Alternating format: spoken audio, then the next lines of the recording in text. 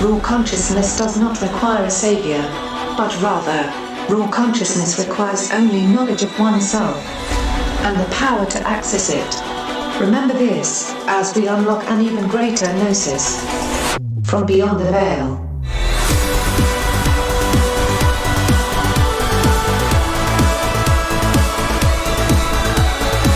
From the Pacific Northwest, good morning, good evening, wherever you may be across the nation, around the world. I'm Chris Gio. We will be stepping beyond the veil this evening with my twin and the evil twin, Mrs. Gio. I think depends on how you look at it. But yes, I am here too. It's great to be here with you guys. Well, there has to be the balance. There has to be the light and the dark. And as you can see, I'm just so sweet and innocent and cute. And so therefore you must be the dark one. But isn't that right, ladies and gentlemen? According to the lighting as well as our wardrobe tonight, I think I'm the one radiating the light. But you see, I wear black because I want the light to shine from within. Right. So I don't want people to be distracted with what I'm wearing. I want them to see the light coming from within. If I wore anything but black, the light would be so blinding that nobody would want to look. I don't think I'm going to wear this again because I look. Do you know what this looks like? This looks like one of those, those cartoon jail things. It does, but I love that shirt. Do you? It's one of my favorite shirts. All right. Yeah. You were wearing that in the interview section of the film that we were doing. That's right. Yeah, it's cute. Okay. I love it. All right, good. It's great. It's the best. Now, if people wanted to Photoshop that, they can say that you just broke out of jail because that's what they do on Facebook. They just take whatever and make stuff up. Yep. Anyways, that's the Facebook How is everybody doing this afternoon? Thank you for joining us. We were at lunch today and we were talking about twin flames. And one of our really, really good friends, we're not going to use any names because that's not what it's about, but he just met what he believes to be his twin flame.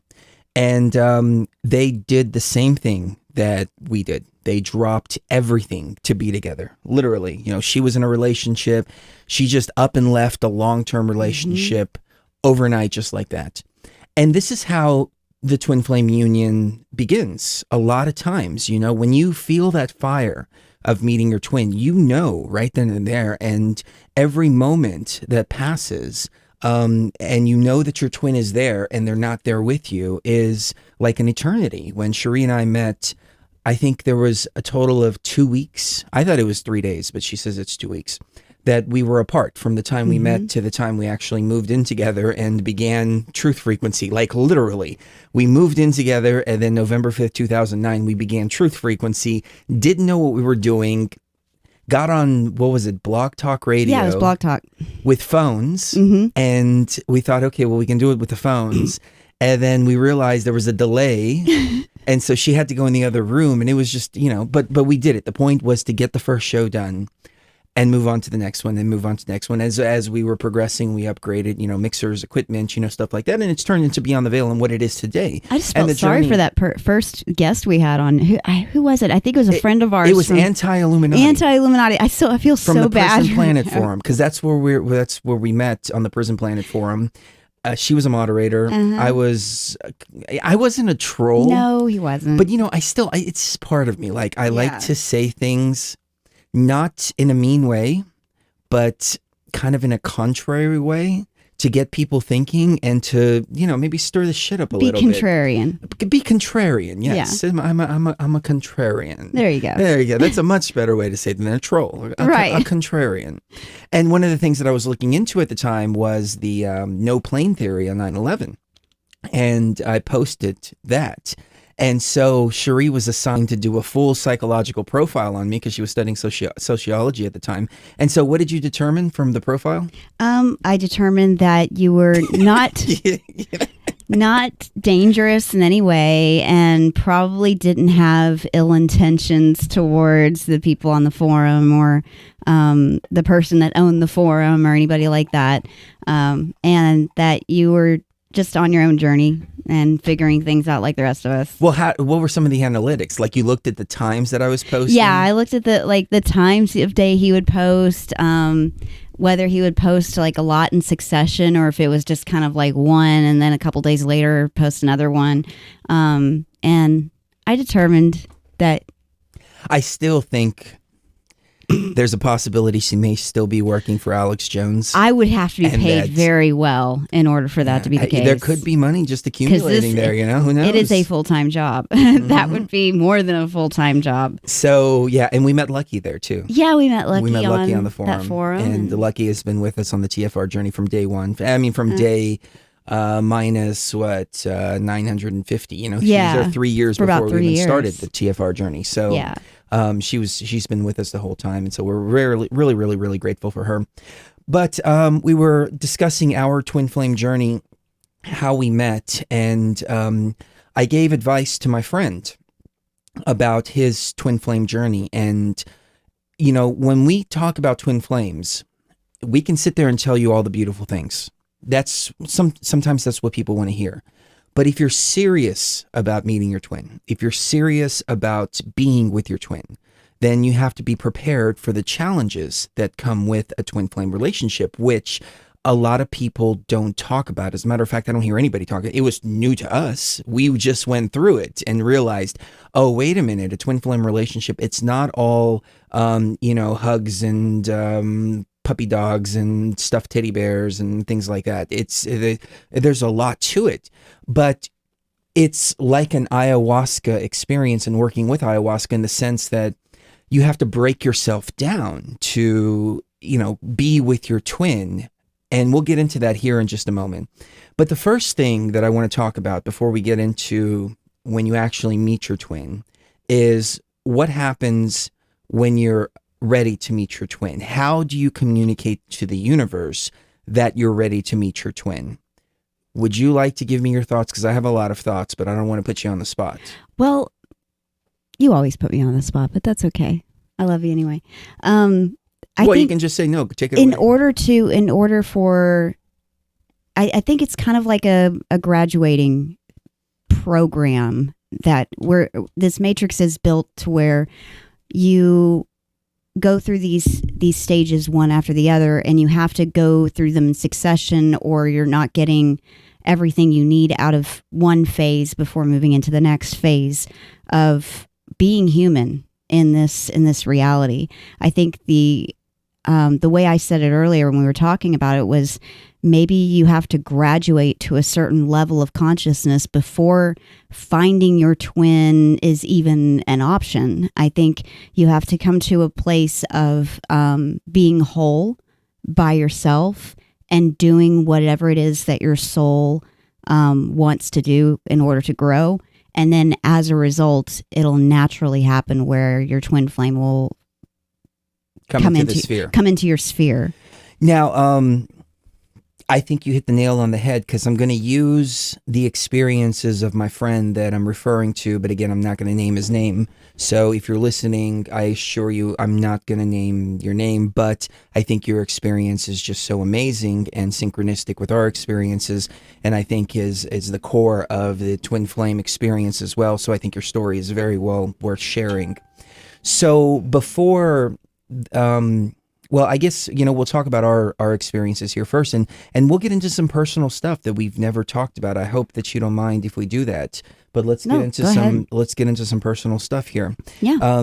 Because, we've created a family here. We're no longer doing a radio show. Now we're speaking with family. And so the BTV family, there's nothing to hide from the BTV family. So in my particular journey, I was engaged to be married to a Greek girl, and she was everything that mom wanted. She was the typical Greek girl. She cooked great food, and she really, really, really loved me, and she really, really, really took really good care of me. When I wrote Global Resistance, I locked myself in the studio for weeks on end, literally. We'd see each other maybe every 3 or 4 days because I was locked in the studio. I had a little futon, and I would fall asleep in the studio, wake up, and get right back to work as I was writing the album. And I realized in hindsight, I'm getting a little bit ahead of myself, but I realized in hindsight that was really wrong. Like, there was a lot of feelings of, oh my God, what did I do? Not even realizing it, because what I was doing is I was finding my path finally. I realized what I was here to do. I didn't know what I was here to do, but I realized I was here to do something. And the door that was there for me was the Truth Movement, which started with the album. I mean, it started as just writing one song and posting it on the Prison Planet forum. And then they posted it on the front page of prisonplanet.com. And I said, wow, people really like this. Let me do a full album. And I'll give you kind of a side story here too. Not only did they post it on the Prison Planet forum, but they uploaded it to YouTube, which wasn't owned by Google at the time. And somebody, one of the moderators on there, put his name on there as DJN, DJEN. Didn't put my name on there or anything like that. Put it up on the front page of Prison Planet. And then after the fact, I said, hey, I think you forgot to, credit the artist. And he's like, oh, I'm sorry. And when they removed it, he changed it on YouTube to say Chris Gio. And I'm like, oh, whatever. It didn't matter. To me at the time, I just wanted it. I was just happy that the music was getting out and that people were so receptive to it. I mean, on that particular song, there were millions of hits between all the different uploads and stuff like that. I mean, I think on my old YouTube channel, I think I've got like 150,000 hits on just that one particular song, plus the other remixes that were done later for the album and all that stuff. Anyways, so I realized that was my path, and I started looking into all of these different things. Now, I had always been open to the conspiracies. I heard Alex Jones on Coast to Coast doing a round table, and that's when I first heard of Alex Jones. I was getting into this information. I heard Brooks Agnew too on Coast to Coast, and I was like, wow, I really like this talk radio. I like the information more than I like music. And I remember driving around this big old Dodge Ram with 12s in the back listening to talk radio, and I finally pulled the 12s out of the back because I'm like, what am I going to do? Just go around bumping talk radio? It was silly. But anyways, so I started that path, and then that path led me to Joe Rogan and Joe Rogan's information about DMT. And I was like, oh, wow, this is amazing.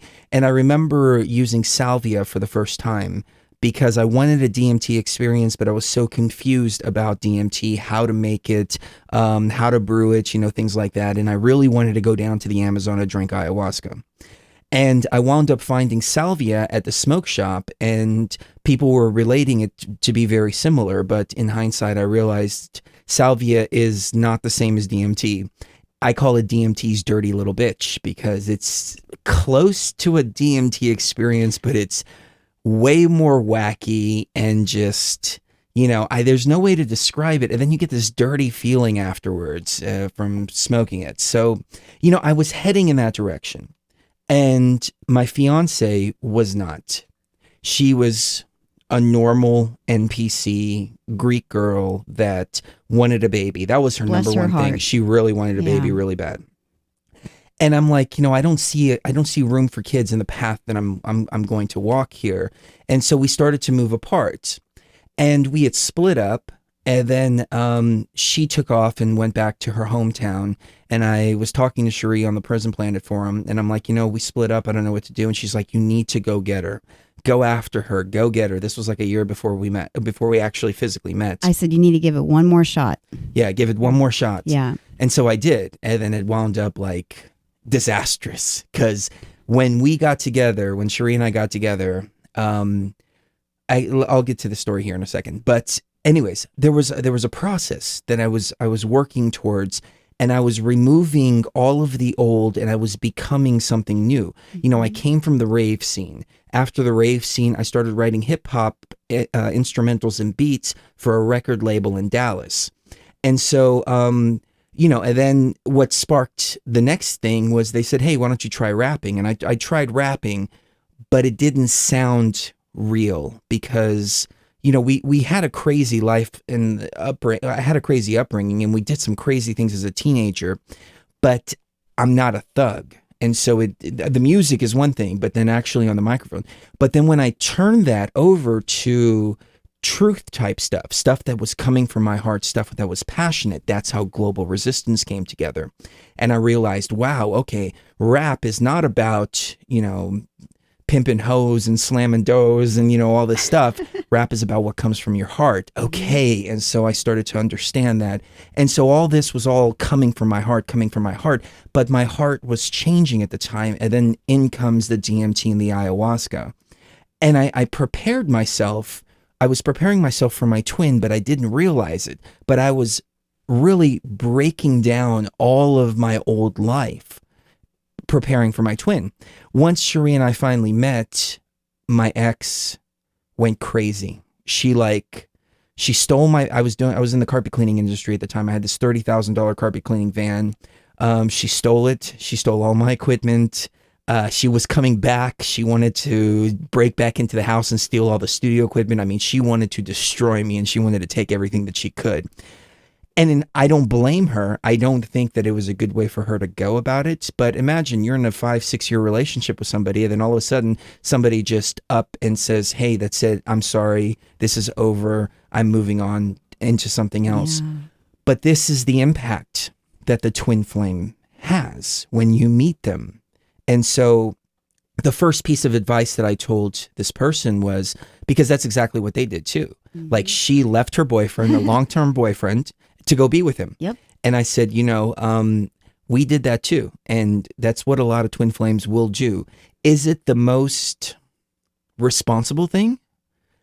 I don't think so. Yeah. But that's the veracity of the twin flame. When you meet them, it's it's everything else be damned. This is the most important thing. And then moving forward. And in hindsight, everything worked out well for my ex. She has her baby, and she's happy, and she has everything that I wasn't willing to give her. So it worked out well. It's just that splitting apart. I mean, it's like ripping off a bandage instead of like gently taking it off and making sure that everybody is taken care of and all this. It's like the previous life no longer mattered. Like nothing from it was brought into the sphere. Cherie was married. And, this is something that we've never talked about before, the psychotropic, the medication. She came from a household, and please jump in, I don't want to speak for you here, but she came from a household where a pill was the answer to everything, literally everything. But before she met me, what she started doing was removing all of that from her consciousness.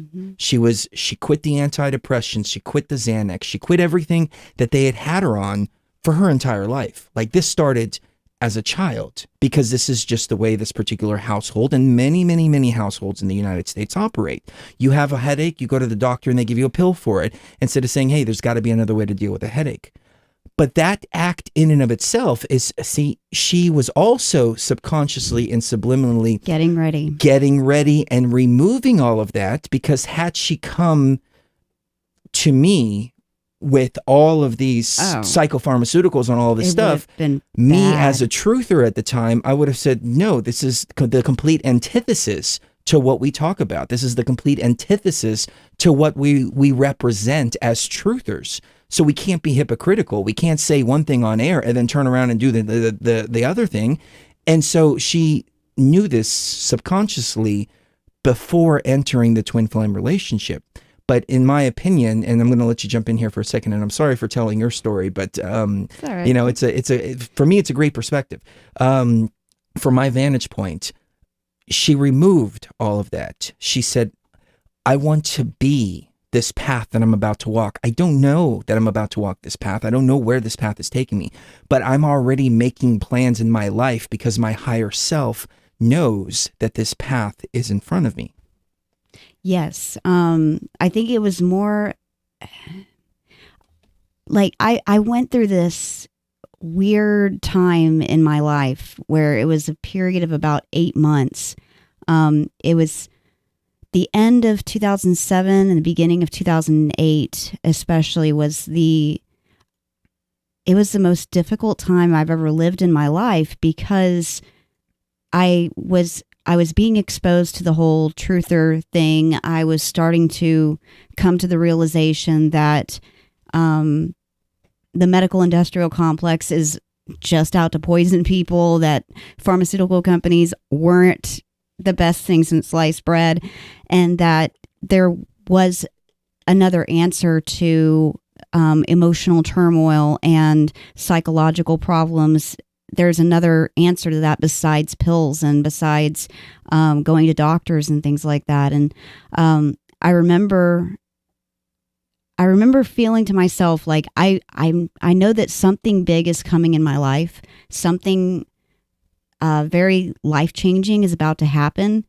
and I don't want it to happen when I can't feel anything. And I'd been on antidepressants since I was 16 years old. So that was 10 years, almost 10 years on antidepressants, and of different kinds. It was a bunch of different types, and nothing ever really seemed to help all that much. And so over a period, I didn't do it overnight. And I think that's what I kind of want to relay to people out there, is that none of these changes happened overnight, and they couldn't happen overnight. It took me 8 months just to get off of the antidepressants, by stepping down a little bit more every month and finally going off of them completely. It took another 6 months to get off of the Xanax and the Adderall and all the other stuff that they had me on at the time, because you can't quit this stuff overnight. No, you can't. It literally changes your brain chemistry. Right. And you could have seizures, you can have convulsions. It's very dangerous it's dangerous to even get on this stuff to begin with. But you have to taper off of this stuff. Well, and I also want to point out that there are some cases that are it's very, very, very rare, but there are cases where sometimes these medications will actually help a person, but not permanently. And I think a lot of people look at these medications as an all or nothing thing, and you have to take them all the time, or you can't take them at all, or and it's not like that, because the human body's not like that, the mind isn't like that, the heart isn't like that either. And depending on what's going on in your life, that could be what your body needs at that particular time. But when it doesn't need it anymore, or especially when you're about to meet your twin flame, you're in a social group that is against those kinds of things, then you're going to want to step down off of them and come off of them. And actually, when Chris called me, when his girlfriend left him, I think that was in mid-2008. It was about a year before we met. It was about a year before we met in real life. And one of the reasons why I said, go back to her, give it one more shot, was because I felt like I wasn't good enough yet to meet him. Like I had not gotten myself to a point where I could feel good enough about myself to introduce myself to him in all of my glory. I didn't want him to see that I had those issues. I didn't want him to see that, I've got a past. I've had problems in the past with this or that. And that's another thing. We of course we want to better ourselves, and we want to purify ourselves before bringing a twin flame into the equation. But if that comes at the cost of being dishonest about who we really are, or being omitting important information about ourselves and about the life that we've lived, the incarnation we've been stuck in for the last 30 years, then you're starting off the relationship on the wrong foot altogether. And that's the only thing really that I still feel regretful about. Well, it made the journey a little bit more difficult. Yeah, it did. But it also gave us the ability to sit down and speak with other people like we're speaking to you now. That's right. About some of the pitfalls that people encounter when they meet their twin flames. Because there's a lot of people saying that the twin flame relay, you're going to meet your soulmate, it's going to be so wonderful and all this. That's the given part. Yeah. But you have to put in a lot of work in yourself. Mm-hmm. So the first step to meeting your twin flame is that you have to start putting in work yourself. And that's on the horizon. The twin is on the horizon. Mm-hmm. When you start realizing that you're disconnecting more and more and more from your previous life, your previous people, you're not vibrating at that frequency anymore. You're not resonating with the stuff they talk about. You know, and maybe you come from a background of, you know, you like to go to football games and watch football, and your friends all talk about football, and, you know, just a normal American or European or whatever thing is, you know, the normal man thing or the normal woman thing. And you find yourself that you're resonating at a different frequency, you're resonating higher. And so you start putting in this work, you're preparing for something. You may very well be preparing for your twin. Now, this guy that I was referring to earlier, my friend who just met his twin, he started doing work several months ago on himself. Something got into him and he started drinking ayahuasca. He's listened to our show a lot. He's listened to Frank. He's listened to a lot of people. But I don't think that he had very many experiences. I think he had like maybe one or two. But then he started actually doing some hardcore work on himself. When he started doing the hardcore work on himself, then all of a sudden, boof, here she comes. And she pops in out of nowhere completely and totally unexpected. But when they met, they knew immediately, okay, there's the twin. And so him doing that work was the signal to the universe. I'm ready for more. I'm ready for my path. I'm ready for my path with my twin. Now, he wrote me and he was so happy. And he's like, hey man, yeah, you know, I found my twin. And he was just all up in Neverland, whatever. I don't know where, in heaven. Okay. And I said, look, I said, hold on, I'm going to the actual message here because this is important. I said, all right, hey, I'll just paraphrase it because I can't find the message. I said, he said, hey, I met my twin. And I said, okay, well, you know, there's one of two things that I can tell you now. I can tell you how romantical it's going to be. I can tell you how lovely it's going to be. I can tell you all this. I can tell you that, etc., etc. Or I can just tell you the pitfalls that you're going to encounter. And by knowing the pitfalls, you will be able to overcome them. And so I told him, I said, you know, when Cherie and I got together, we just dropped everything. That left two other groups of people, my people and her people, in an extremely sour and an extremely revengeful and an extremely resentful place. Yeah. We could have tied up those loose ends a little bit better. A lot better. A lot better. Yeah. But the twin flame was so powerful that we didn't. And we didn't know how to handle that kind of power. I mean, if this had happened now, like we've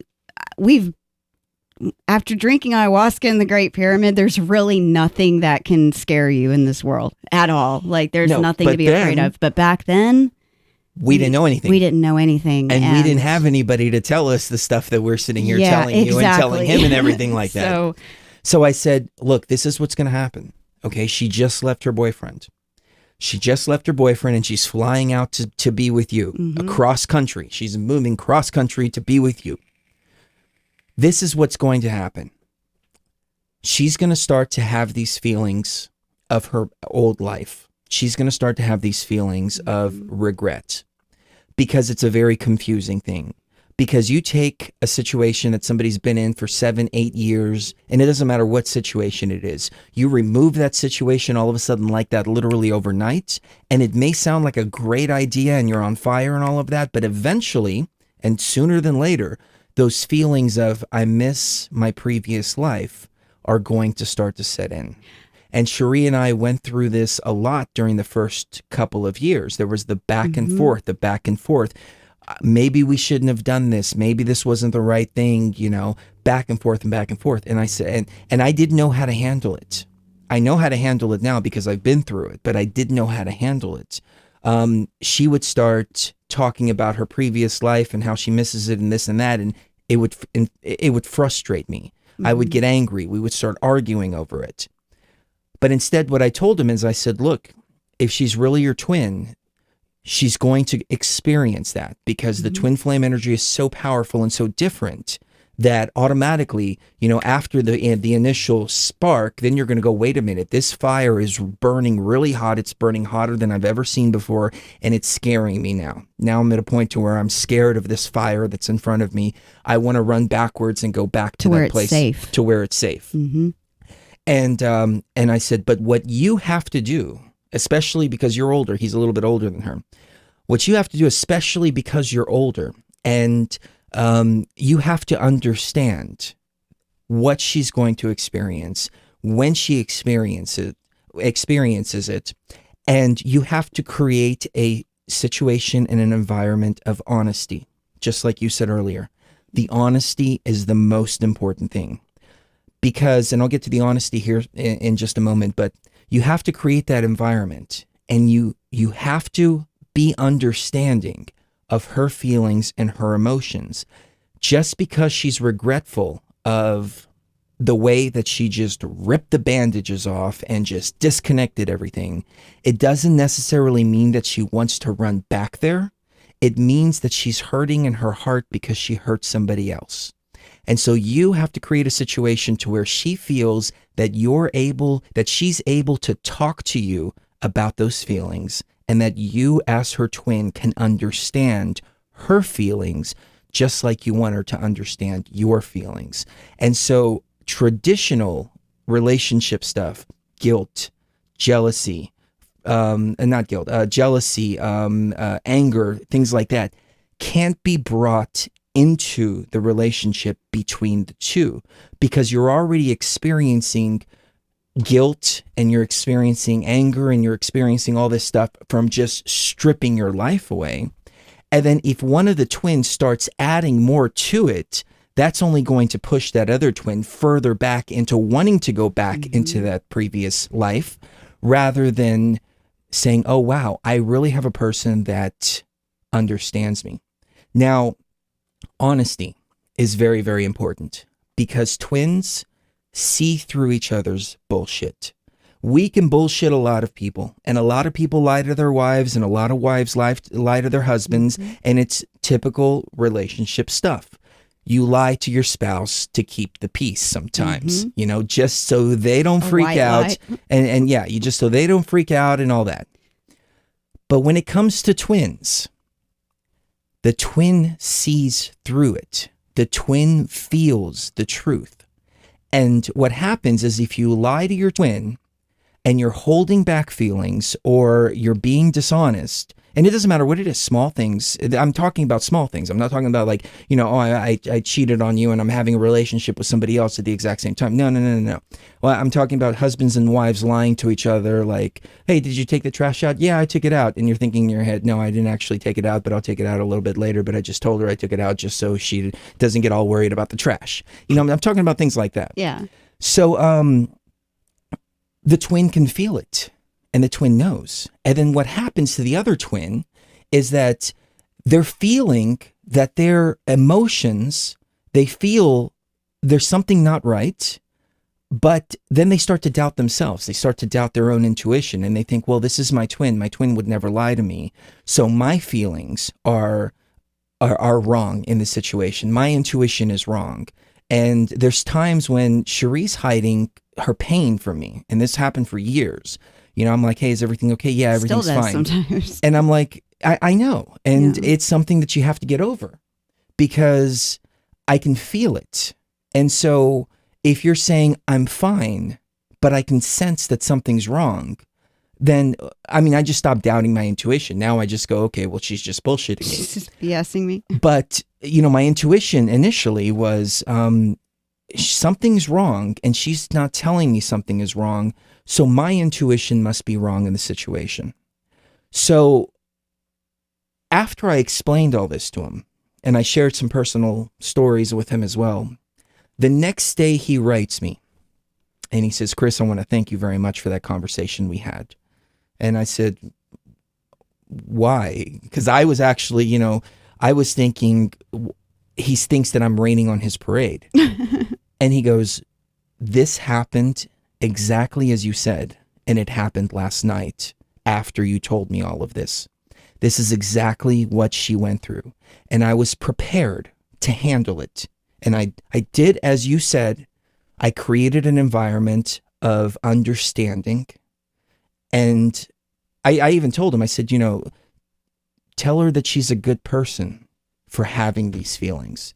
Tell her she's a good person for regretting the way that she just dropped her ex-boyfriend. Mm-hmm. Because he's a person too.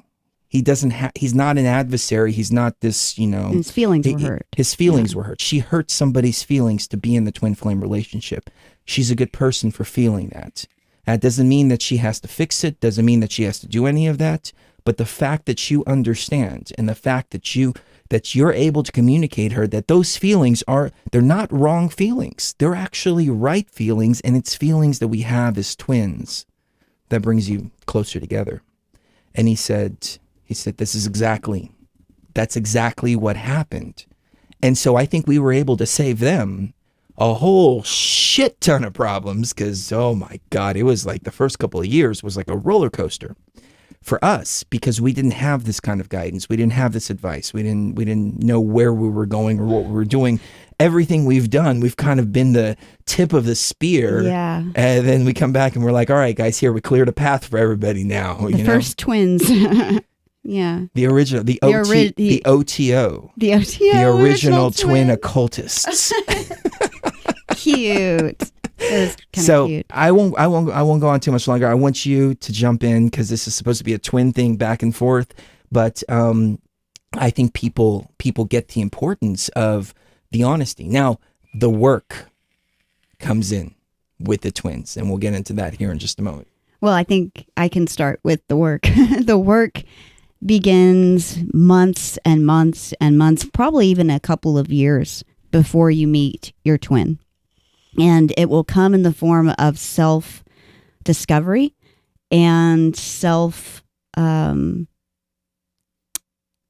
increasing your self-worth and knowing yourself. Gnosticism really is the way that, and not the Gnosticism like the religious Gnosticism, but really the definition of gnosis, of knowing yourself within.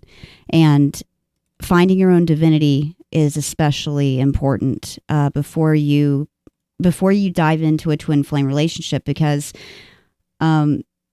regardless of what's going on in our day-to-day life, or regardless of what's happening, that love and the gnosis of yourself as divinity and your twin as also divinity, that can't ever change. You can't ever lose sight of that, because almost as much as dishonesty, that kills a twin flame relationship just as much, in my opinion. When you forget that you are worth something and you are divine within, and that other person is your twin and thus is also divine and worth something. There's never anything that can take that away. And if you start thinking in that direction, then it destroys the very foundation of what is a twin flame relationship, which is the gnosis that you both are divine, and that this is a divine coupling. This isn't, just any relationship that, especially a relationship that an organic consciousness has with an NPC. My previous marriage was not anything remotely like the relationship I have with Chris. It was almost like being in a relationship with a robot, because it was very... With an NPC. Yeah, it was very predictable. It felt very safe and comfortable, and it wasn't safe or comfortable, but it felt safe and comfortable because I could always predict the reactions of my spouse.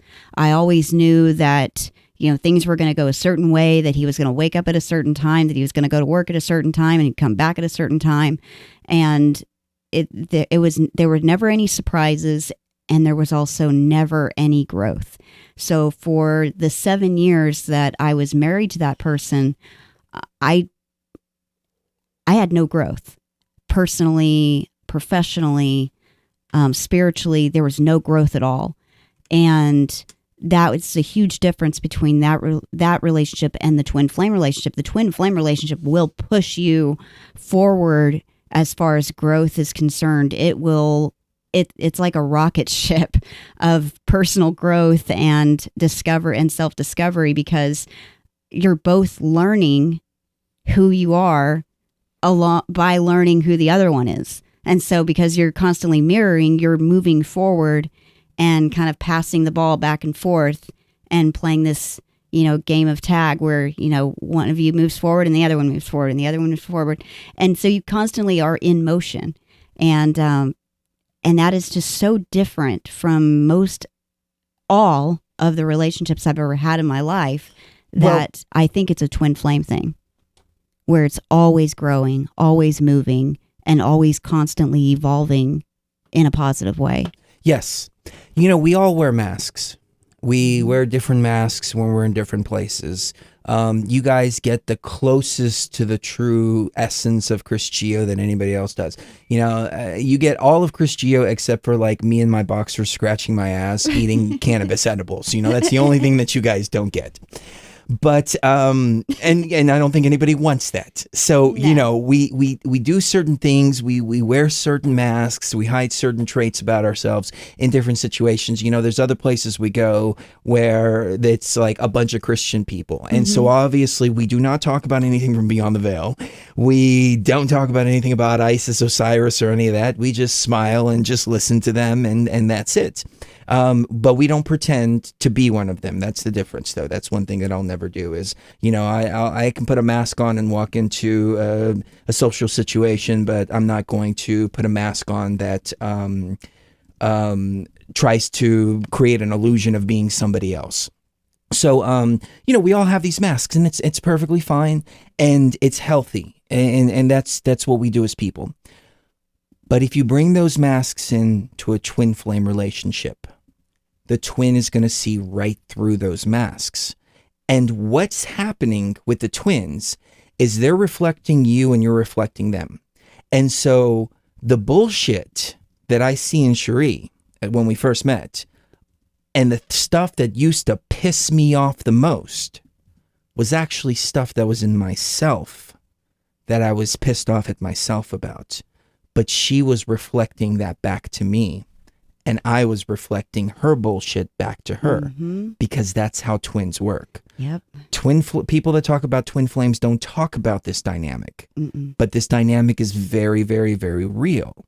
So you have to be able to come into a twin flame relationship at your most vulnerable, and be able to accept that there is another person out there that knows you at your most vulnerable. Because that's the only way that the twin flame relationship works.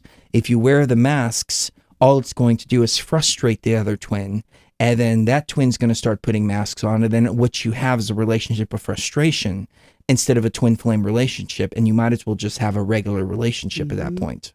Yeah, and that's another thing. If you try to, like, if one or the both of you is just so fed up with this whole twin flame thing, and you're tired of the whole reflecting back the negativity, and you don't want to look at yourself, you don't want to focus on evolving or getting better or fixing anything, and you really just want a normal relationship, if you try to force a twin flame relationship into that normal relationship box, it is the most miserable relationship you will ever have in your life.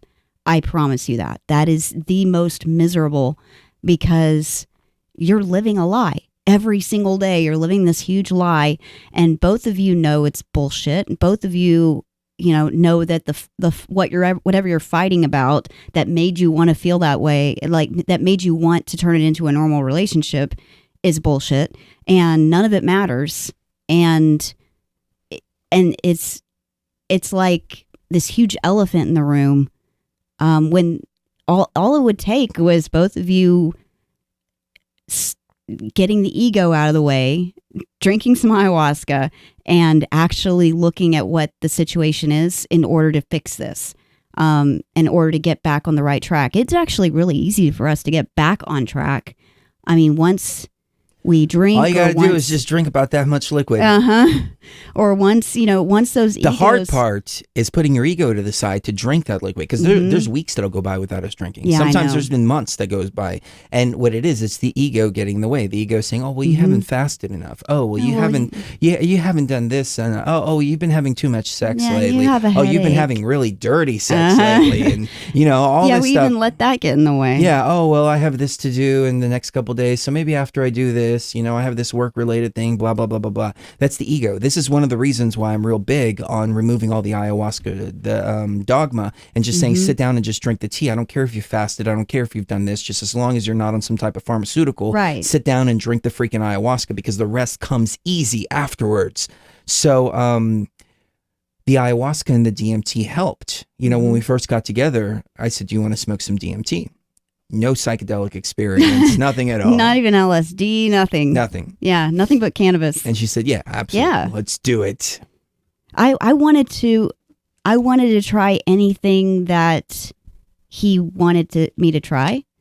I was up for absolutely anything and everything back then. And looking back, I probably should have had a little bit more discernment and put my foot down. Like, he took me bungee jumping when we first met, and this was like 2 months after we met.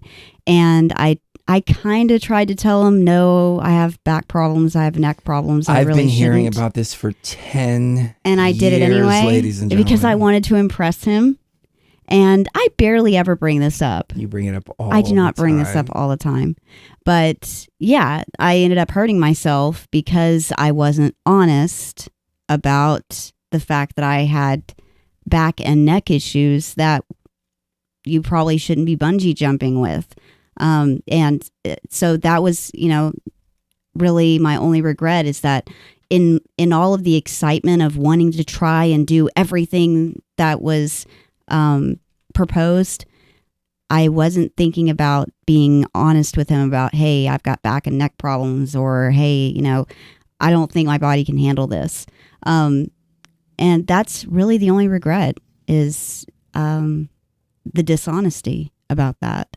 And so when I bring it up, I wish you would have been honest. When I bring it up, it's not because I want you to feel bad. It's because I wanted to point out that you have to be 100% honest and not just be so excited about everything that you feel like you're superhuman. Right. No doubt about that. I'm looking for the video here. The bungee jumping video? Yeah, I think we have. I've got it right here. Do you? Yeah. Let me drop it real quick. Drop it in Skype for me so we can play it. Yeah, but here you go. I'll drop it in Skype. There you go. This is what she takes to her doctors. And she's like, "This is what my husband made me do." I don't say it like that. All right. So here it is. I don't think we've ever played this for anybody here. I don't think there's any sound to it. Yeah, there is, actually.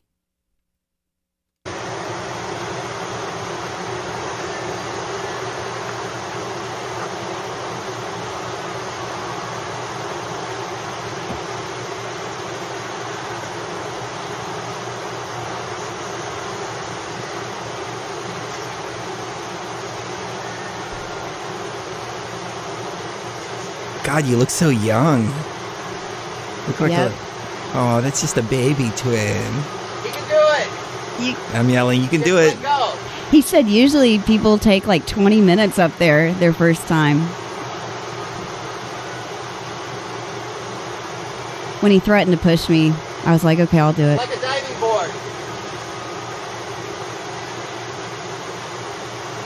God, I didn't have control of my voice back then. It was like way up here. Aw, you were cute too.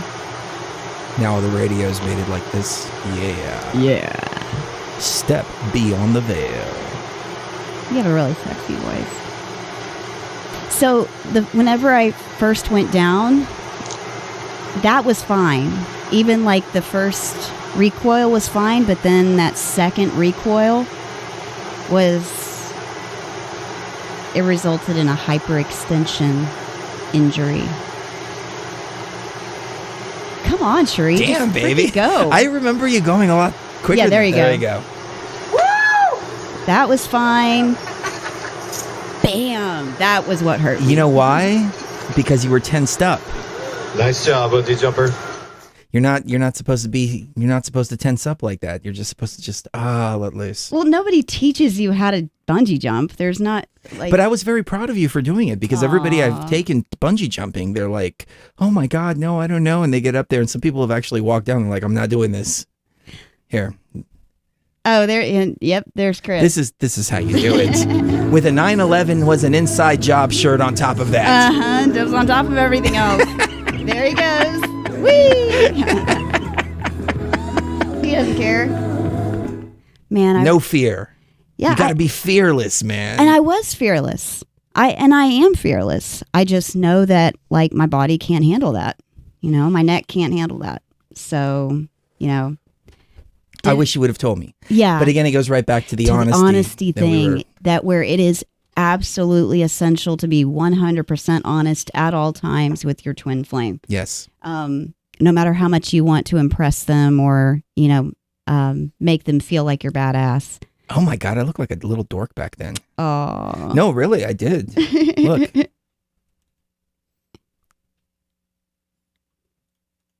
Hold on, where's it at? I think it's at the end. Moby said, I don't get the point of doing this. Aw, you look so cute. Look at that haircut. What the hell was I thinking? I know what I was thinking. I was in the carpet cleaning industry at the time, and so I was working in people's homes. So I wanted to look, you know, as professional as possible. Yeah, the Moby said, I don't know, I don't get the point of doing this. It's, I think for a lot of people to see adrenaline rush, it's the same reason why we go on roller coasters or we jump out of airplanes. It's the same exact reason. It's, you know, because it gives you this adrenaline rush. Now, ayahuasca and DMT, way more of an adrenaline rush for me and way more rewarding than any bungee jumping or jumping out of airplanes or anything like that could ever provide for me. In my opinion, I think. So we'll get more into twin flames here in just a moment. I want to take a quick break. Yeah, and, it's a little hot in here.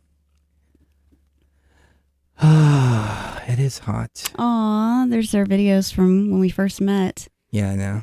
God, we were so young. I know. That was almost 10 years ago, guys. I know. Almost 10 years ago. Tony Chambers, what do you guys think about fluoride affecting the pineal gland? I think there's a lot of things in our diet and in the environment that affect the pineal gland, but I don't think our consciousness is dead set on being, you know, coming from the pineal gland. DMT doesn't just come from the pineal gland. It actually, you have way more DMT in your lung tissue than you do in your pineal gland. So just FYI. Oh, you know what? It's been a while since we played the DMT song. Oh yeah, that'll be good. How about we play that? Yeah. I gotta find it on the YouTubes.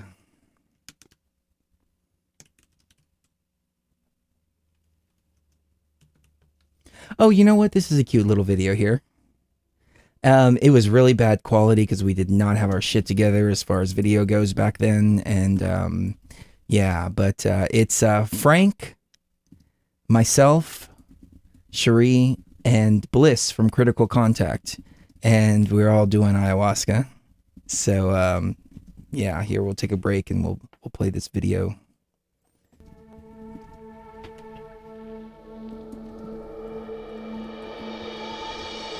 My dear traveler, the purpose of raw consciousness is never to destroy.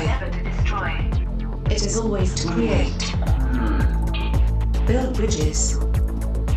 Create happiness. And bring forth new life. We must live in the hope that mankind will draw together. And that we better understand each other. The more that we awaken, the easier this will become. Now rise. Follow your conductors. And fear no danger. As you step beyond the veil.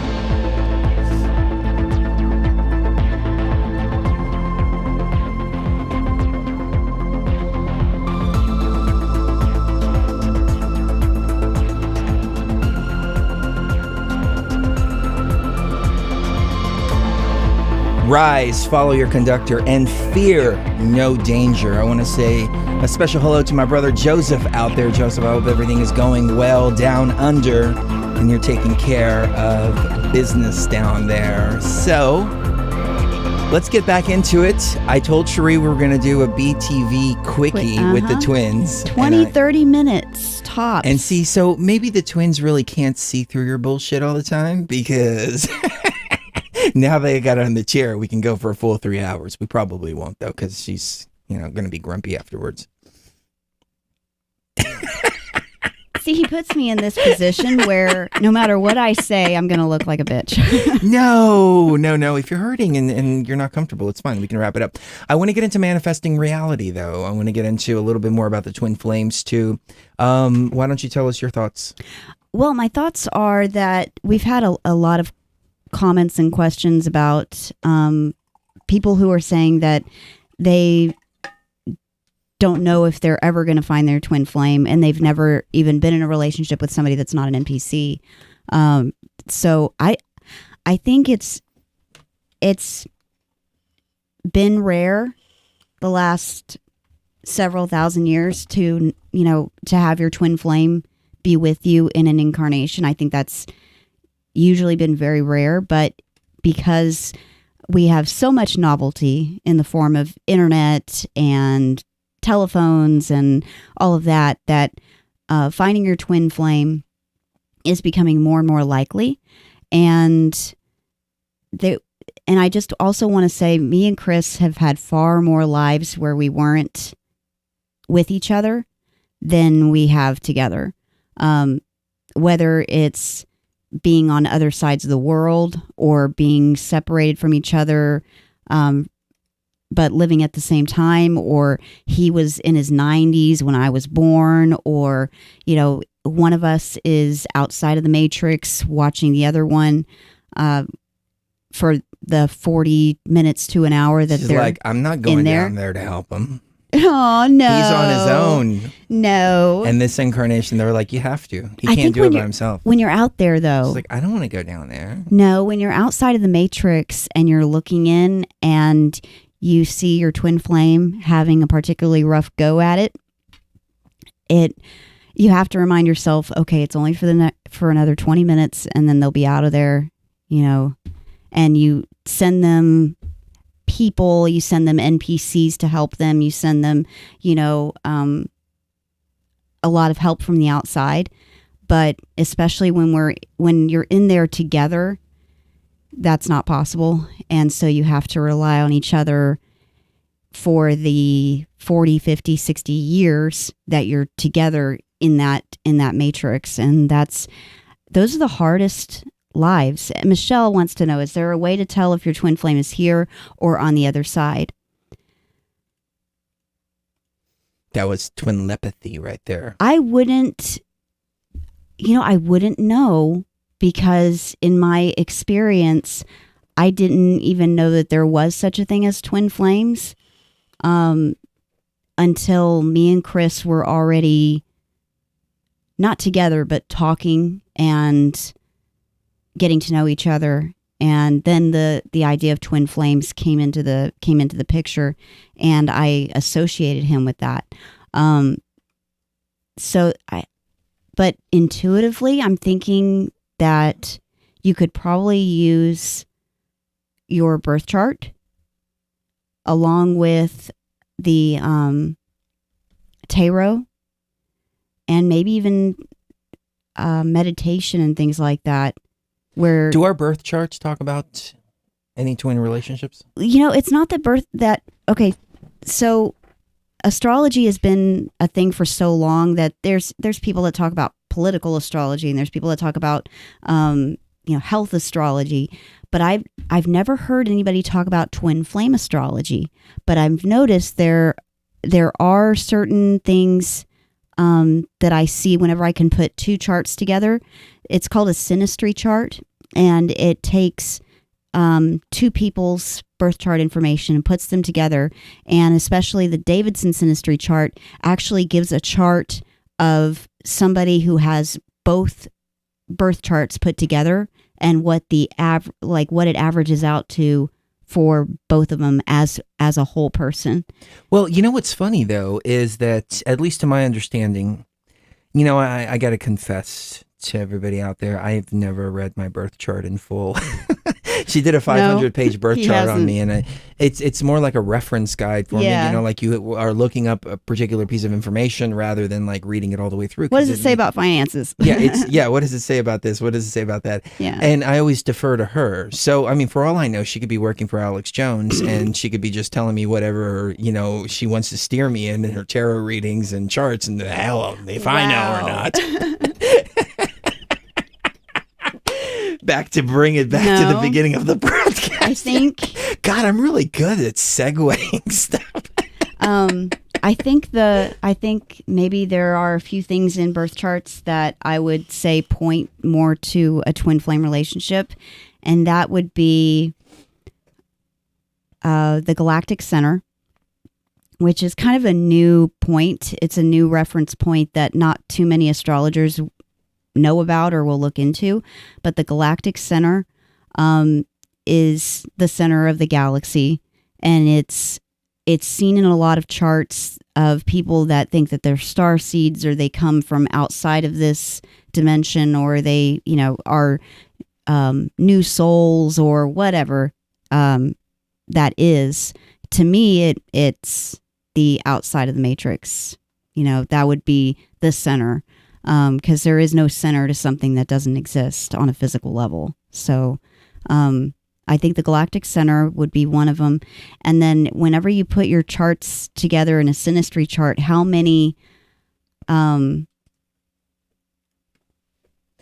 things will be opposite of one another? I noticed it happens with our personality charts, and it happens with our synastry charts too, where there's a lot of things that are completely opposite one another. So, can you pull that chart up that you were showing me, the personality chart? Yes. Remember you were showing me you're over here and I'm over here? Yes. That's what's interesting about this dynamic, is that by normal relationship standards, we should not be together. We should not be working together. We are the complete opposite in personality, where, you know, we are the yin and the yang. You know, I fill in what she lacks and she fills in what I lack. Or you can look at it as we're two polar opposites that will constantly butt heads with each other. I mean, however you want to look at it, we choose to look at it as the completion of a whole instead of two opposites that are going to collide with one another. It's two opposites that unite with one another. But when she got into how polar opposite our personalities are, how polar opposite all of this is, I think there's something to the twin flame relationship. And that's why, you know, we're looking for the same thing. A lot of people will tell you that your twin flame is a twin of you, as in like another copy of you or something like that. And that's not the case. But see, this is why the twin flame relationship builds you up, because you have to break yourself down first before you go into that twin flame relationship, and then you come out transformed into your true raw essence, and you get closer to the raw consciousness. Throw ayahuasca into the mix, and you know, the sky's the freaking limit. The 13th dimension is the limit, and I'm pretty sure that we can break that too at some point. So, you know, it just goes to show that traditional ways of looking at relationships don't apply to twin flame relationships at all. Yes, exactly. And I'm trying to find like the best. Okay. If you can't find it, it's okay. You can just explain it. Okay. Well, there's different personality types. There's like, and it all has to do with ISTP, ENF, and J. And it means different things. Like an ISTP. You know, I hate Google Images, the way it doesn't pull up actual pictures anymore. Okay. Yeah, I know. So like I use Bing now. I don't know why they did that. Like, everybody's using Bing for images. It's like, why you had a monopoly on the internet, dude, and now you just gave a big portion of it to Bing. Personality types, ISTP. I'm an ISTP, which means introversion, sensing, thinking, and perception. And that's what makes up my personality. And Chris, on the other hand, is the exact opposite. He's an ENFJ, which is I want to get this right. He's the protagonist. I don't know about that. An ENFJ is a natural born leader. They're what are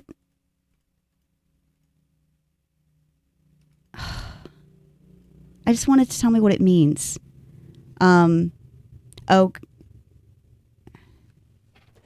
Type A personality and type B personality. Maybe we can just leave it as something as simple as that. But she showed me this graphic the other day that I was hoping she still had, but you don't have it. Did you? Maybe, you didn't send it to me through Skype. I was thinking maybe I still have it. But anyways, so this graph was on two polar opposite ends of the spectrum. And that's what was so remarkable and amazing about this. And the question is, can you be in a relationship that you have two completely opposite ends of the spectrum? Well, I think it has to be that way because we're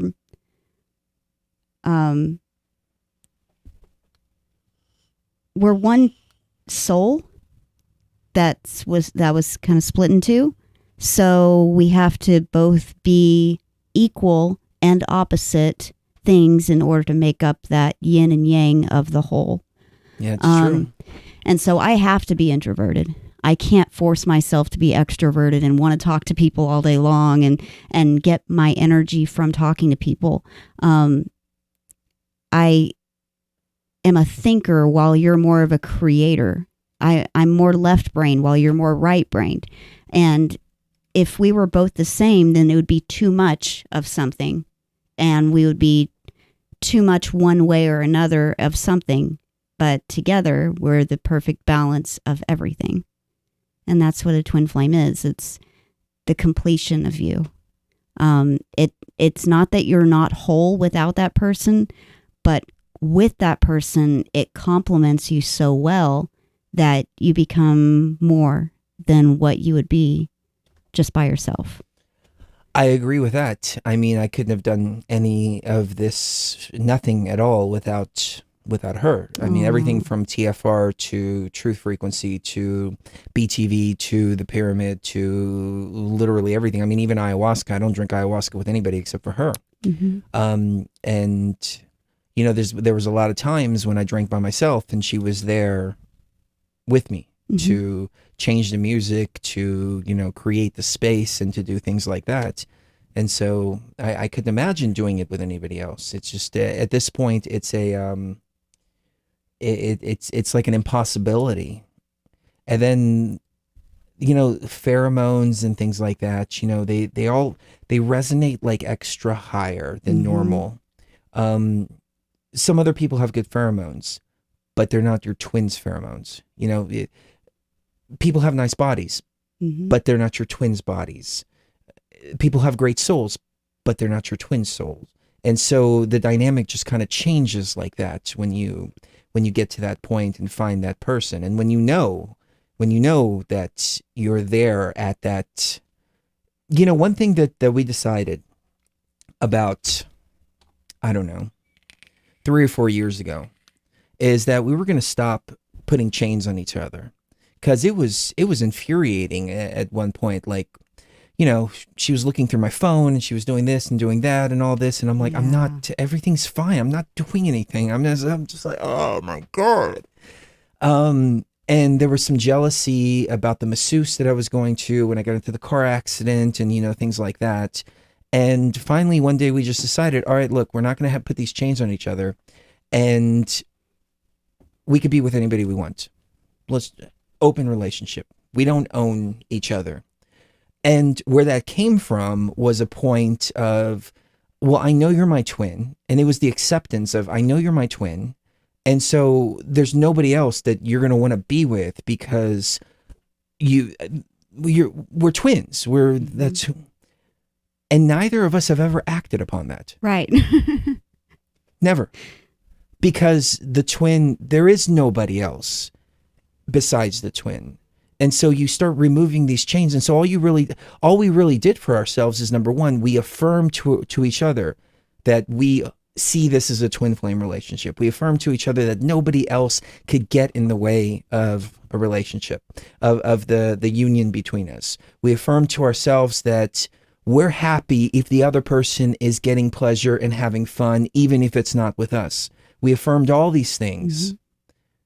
And then the result was, all of a sudden, like me, I was just frustrated because I don't like to be chained up. I mean, it's like, it's like you have a dog barking on a leash and he's like, rah, rah, rah, rah, rah, rah, rah, rah, and he wants off the leash, and you take the leash off of him and he goes and he sits down next to you. And it's like, he's not wanting to go run around and he doesn't want to be on the leash. He just doesn't want to be on the leash. Right. That was the best thing that we ever did. And the fact that neither of us have ever acted on it, I think it speaks volumes to, what it did for the relationship. Well, I think jealousy is something that it's... Well, that's what it did. It removed the jealousy. Right. And jealousy doesn't, and that's another thing, jealousy can't exist in a twin flame relationship because what are you jealous of? If that person is the other half of you, and by them doing better means that you'll do better, then why would you ever want to stop the other person from doing that? If it's making both of you better by extension. Like massages. You go get massages and it not only helps you feel better, you also treat me better because you're feeling better. Whereas, like with me, if I do what I need to do to feel better, then I treat you better, which in turn is good for both of us. That's true. So there can't be anything. It removes so much stress from your life. Yeah, it does. Like, she talks to a lot of guys on Facebook. Mm-hmm. And the thought never, ever, ever, ever crosses my mind. Oh, I wonder if she's talking romantically with them or this and that. She talks to people about problems they're having, about pain, about spirituality, about stuff like that. And she talks to a lot of girls too. Yeah. And I do too. I talk to mostly girls just because I resonate more with the female than I do with the male. But, I speak to mostly girls. And there's no jealousy there because she knows I'm her twin. Yeah. There's no other girl that, you can throw the pussy at me and it's not my twin's pussy. Yeah. That's what it comes down to. It's just like, it's one of those things. Like, and then there's not that worry, I've never ever gone through her emails. Never ever gone through her Facebook. That is true. I've never ever gone through her purse. phone. I've never ever gone through her purse because I don't have to. Yeah. I think that's mostly a woman thing. The jealousy aspect of things it's a woman thing because historically we've been taught from our childhood onward that men will cheat on us, they will break our hearts, they will lie to our face when really they're building a new relationship with somebody else on the side, and when you get in a twin flame relationship, that does, unless you're thinking, hey, this is completely 100% different type of relationship here, then the ego is going to automatically fall back on the jealousy thing. It'll fall back on the distrust thing. And it will constantly be telling you, oh, well, they're probably cheating on you, or, oh, they're probably lying to you, or, oh, you're not making them happy in this area or that area, and so they're going to find it somewhere else. That doesn't exist in a twin flame relationship, and so the ego's really crying about nothing in that regard. And so it was freeing to me to release the chains on our relationship. It was freeing to me because it means that I don't have to worry about that kind of thing anymore. I don't have to think in that dynamic of I'm going to lose him, I'm going to lose him, I'm going to lose him. And I know I'm not going to lose you. And so that makes it so much easier for me to I feel relax. I feel the about same way. everything. That's exactly what it is. You kind of solidify it by letting it go. Mm-hmm. It's amazing how that works. And I mean, you can apply that to any relationship. It doesn't have to be a twin flame relationship, but you let it go. And especially in a normal relationship that's not a twin flame relationship, if you apply a standard like that and you want to go be with somebody else, or the other person wants to go be with somebody else, and especially in a permanent way, well, then everybody is actually doing what's best for their path. That's right. Because we find ourselves staying in these relationships when we shouldn't, just because we feel like we should. And, you know, we knew, both of us, when we met, that we shouldn't stay in the relationships that we were in. Mm-hmm. We shouldn't have ripped the bandages off the way we did. Right. Or the connection, it could have been done, could have been more gentle, more tactfully. But we both knew. Now imagine, you know, had we decided, well, you know, traditionally I'm about to get married, you are married, you know, well, we have our own paths and blah, blah, blah, blah, blah. And even though we want to be together, then what happens? Then, you know, I go and I get married to this other girl, and then I'm thinking about Cherie all the time, and then it creates problems in that relationship, and then I'm constantly fighting with her because she can feel the jealousy, and then we have jealousy issues in the relationship, and, you know, then you have one person that wants to go be with somebody else, and, you know, all this stuff, and it creates all this chaos and stuff like that. Like, you know, it's hard to do, but you gotta just let it go. And that's how you manifest. Somebody asked, well, what does this have to do with manifesting reality? We haven't gotten to that yet. I think it has everything to do with manifesting reality. Because look at it this way. If you're with somebody, and this doesn't even have to be a twin flame thing. It can be any relationship. If you're with somebody and you are constantly accusing them of cheating on you, or accusing them of wanting to cheat on you, or looking through their phone, or looking through their email, or checking out their messages, or whatever, then eventually it is going to happen. You are going to manifest that reality splendidly. Well, let me give you a perspective of what was going on in my sphere during this time when, you know, we went through the jealousy process. And what I was thinking was, well, shit, if I'm going to be constantly accused of this, I might as well just go have fun. I mean, you know, it's going to be the same either way. If I'm going to be punished for it, I might as well enjoy it. Right. I'm being punished for something I'm not doing, so I might as well go have some fun. I never did, but this is what it was pushing me towards.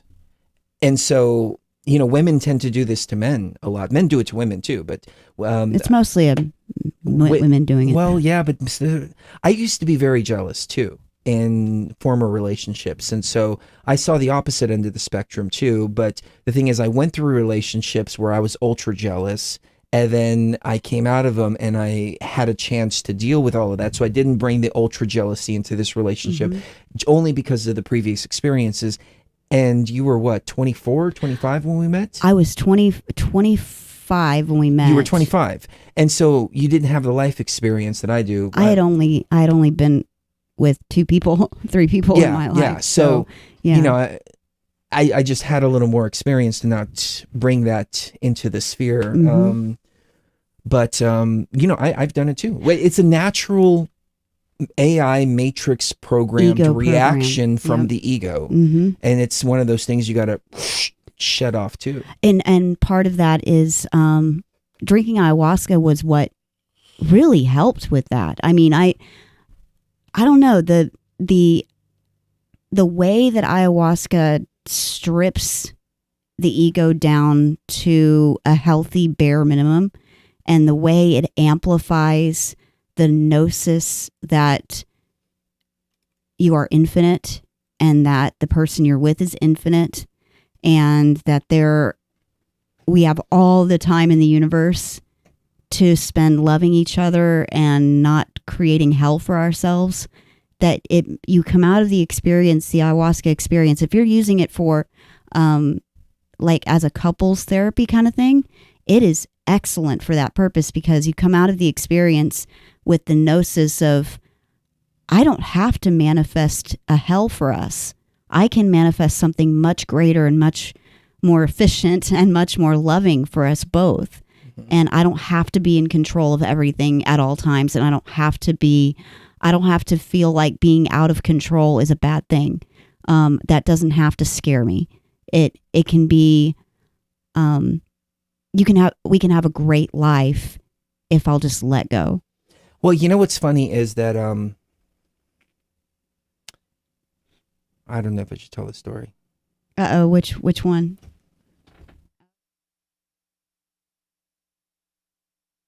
Okay.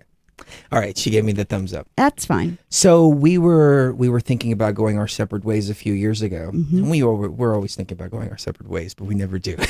So what is that? What does that tell you? That's a twin flame. It's a twin flame thing. So we were thinking about going our separate ways, and she left and went to back home for several weeks to go visit. It wasn't that she was leaving, but things were getting really rocky, and it wasn't that things were getting rocky, is that we were progressing in two different ways at two different points, and I was wanting to go 1,000,000 miles an hour, and she's like, I'm not ready to do that. I still have a lot of other obligations with other parts of my life and blah, blah, blah, blah, blah, and parts that don't include me. And so, I was like, okay, maybe this is the time when we go our separate ways. So I met this girl, and I was talking to her online, and I was drinking ayahuasca, and she helped me so much during this time. Mm-hmm. She really did. She just, on a spiritual level, just, having a female energy that really cared. And I think you know who I'm talking about. You know who you are out there. Yeah. And she listens all the time. So, anyways. She's listening. Yeah. So she really helped me like a whole lot. And when Cherie got back, then I was like, all right, I'm freaking radiating ray up here in hyperspace. All right, if you can't get it together, then you got to go. I'm sorry. And so what Cherie did is she said, you really think this person is somebody special? And I said, yeah, I think she's somebody really special in the grand scheme of this. I don't know where she fits into it, but I think she's somebody really special. And she said, okay, if she's special to you, then I want to know her. And she sat there and she drank ayahuasca by herself. She was talking to this girl too, mm-hmm. and they became really good friends. And so now the three of us are I don't talk to her as much as I should, but Cherie talks to her all the time. And there's a plan for us later on in the, something, events need to happen first, and then after that, mm-hmm. She's an important part of the team. But the point that I'm getting at is that instead of her coming back and going, well, who the fuck is this bitch? Mm-hmm. She made really good friends with her because she put the ego to the side, drank the ayahuasca, and now it's become they're better friends than him and her are. Yeah. So, I find that to be a very interesting dynamic there. Like, mm-hmm. you took the situation and you said, okay, I'm deciding on a path that I'm going to walk here. Fuck everything from behind. Yeah. And let's move forward, and I'm going to embrace this person instead of bring jealousy into the sphere. My ego is screaming and throwing a massive hissy fit the entire time. But after several weeks of telling the ego to just shut up and really just put the pedal to the metal as far as ayahuasca goes, and cleansing myself of these negative feelings, negative thought patterns that were causing so many problems for us both, and then for me personally, it seemed as if she became a very good friend to me, and she is definitely someone that's part of our soul family. And by that I mean, I think we have people outside of the matrix that are our friends or family or our spouses or our very, very close friends, and we come into this matrix, and sometimes we come across them, sometimes they come into our path, and when they do, we can't let go of them.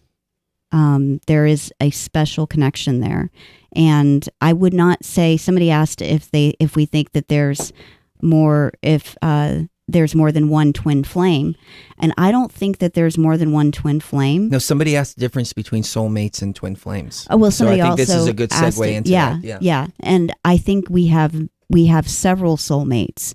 And they're based on people that we know outside of the matrix, and also people that we've worked with in previous lives extensively, and we've gotten to know them. We've gotten to know their energy signature, and those are our soulmates, our soul families. And this girl is definitely part of our soul family, and that's why I even told him, if anything ever happens to me, I want her to take care of you. No, I want her to take care of you. No. And I'd want you to let her take care of you, because I'd go after she's you. the only person I would like trust. I've even been thinking about this, like, all right, how do I bail out of the matrix the moment that she does, if she goes first, so that we can go together, so that I can find her before she floats off too far into other dimensions. Like, how do I do this?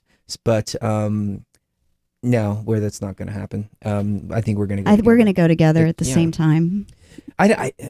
I mean, really, I guess we can share this with the audience. I don't think that we die. I get this feeling that we don't die, and we leave the matrix when we choose to leave the matrix. And I've talked to other people like Frank, who has worked with Aya for really, really intense sessions, and he's come to the same independent conclusion too. So there's something to that, but we may die in other people's sphere, right? I think in their reality we might be gone at some point, but I don't think we ever really die. No, I don't think so. I don't think we do either. I think we leave this matrix when we want to. Yeah. And when we truly want to, the information becomes available to us as knowing where your car keys are. It just is a matter of where you're at in your journey. So can we get to more questions? Yeah, let's go to a few more questions, because I know people want to talk about manifesting reality, things like that. So we'll touch upon that here in just a moment. My neck is sore today. Ladies and gentlemen, I've got a bad headache today. Take us away, Mrs. G. No, you take us away. Well, you have the questions. Oh, okay. I have all the answers. I know you do. I just don't have the questions. You just don't have the questions. That's from this old movie. Yeah, this guy goes in and he sees this oracle, and he's like, I have all the answers if you have the questions. Okay, so Tony says you guys were 100% right about mixing the LSD with my methadone. So just sorry to hear that. FYI, we're sorry to hear that. And he says he feels like his heart's been overloaded for 3 days, but he's okay now. Yeah, I'm glad we were able to warn you ahead of time about that. And I think waiting until you're off the methadone before trying psychedelics is a good idea. Did you guys see the Elon Musk interview with Joe Rogan? I don't watch Joe Rogan, I don't but either. I saw a couple of clips, and one of the things about me is I'm completely the opposite of the way society thinks. When I heard Donald Trump go grab him by the pussy, I thought, hey, this is a normal guy who talks shit. Okay, because we all talk shit. It just, the level of shit. I don't think he's actually really grabbing people by the pussy. I think he was just talking shit with a couple of guys. And I thought, wow, this is a real person. Cool. When I saw Elon Musk smoking weed with Joe Rogan, I thought, wow, this is a cool person. When I saw Alex Jones talking shit and smoking weed with Joe Rogan, and again, just clips, but I was like, it gave me a little more respect for them. I don't know, but that's the way my mind works. It's like, okay, you're showing your realness. And to me, realness is so much more valuable than the fake, what society wants fake. They want fake all the time. And I want real. But was there a point to the Joe Rogan Elon Musk interview? Not really. Oh, I don't think. I like being entertained passively sometimes, but most of the time I have to be actively doing something while I'm being passively entertained. Like I can listen to a show or watch a TV show out of the corner of my eye while I'm working on serious things. It's real weird. Well, it was the same with Bill Clinton too, because somebody in the chat said Elon Musk didn't inhale, and that made me think of Bill Clinton. And when Bill Clinton got a blowjob in the White House, I was like, well done, well done. What the fuck? We're gonna impeach him for this? He's a man. That's what men do. They get blowjobs. Okay. What the fuck is wrong with society? I was like, okay, there's a piece of realness there. Snail, I'm glad I got to this question. What if just existing has broke you down? I suffer from chronic pain on a daily basis, and I definitely don't feel like it'll help me find anyone. That's a tough one because... Well, have you tried iAlife first? Yeah, that's first and foremost. ialife.com, ayalife.com. I'm not just plugging it for the sake of plugging it, but I'm plugging it because it works so well. Work. And people have said, I mean, we always get messages, and we'll put them up on our website. We'll put the emails up on the website. But people write and say, hey, I just want to let you know, I was suffering from this. Nothing has worked, and iAlife is working for me. So, I mean, that's the first and foremost thing. But anyways, go ahead. First and foremost, you have to take care of your body. You have to do give your body what it's asking for, and take care of that first and foremost. Number two, you have to prepare your body and your mind and then your spirit for any kind of serious relationship. Much less a twin flame relationship. If you're looking for them, you're not going to find them. If you're living your your purpose, you will find them. Perfectly said. Yeah. When you're looking, they're not there. Yeah. You won't find them. Yeah. They come when you're ready. Yeah. They come when they're ready. Mm-hmm. It's just amazing how this dynamic works. It's like the more you look, the further away you get.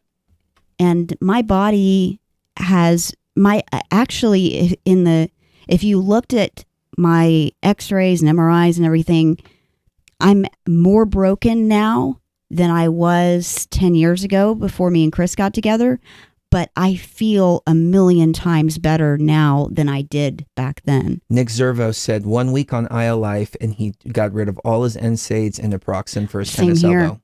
I have to take it 3 times a day. I do have to take the iAlife 3 times a day, but I don't have to use naproxen anymore, and I haven't in a couple weeks. And I think you can even tell with my skin color, everything looks a lot better. I feel a lot better. My kidneys aren't hurting anymore, and I'm no longer having blood in my urine. So that's awesome.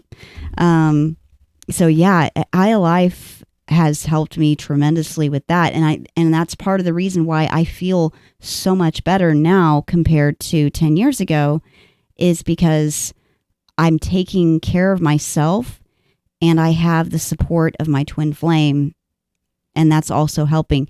If I told myself I can't be with Chris because I'm not perfect, we would have never gotten together.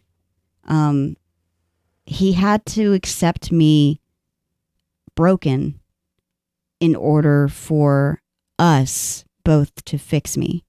Does that make sense? You couldn't say, oh well, sorry, you've got back and neck problems, so I don't want a broken twin, so I'm going to take this one back. The twin is the twin. That's they come the way they are. They come the way they are. There is no other twin, so if I would have had that reaction, then that would have meant that I wasn't your twin. Well, yeah, and it may not have meant that. It may have meant that the opportunity to be with your twin was just kind of forfeited in this life. No, because you don't think so? The twin flame, it's a soul thing. The body doesn't matter.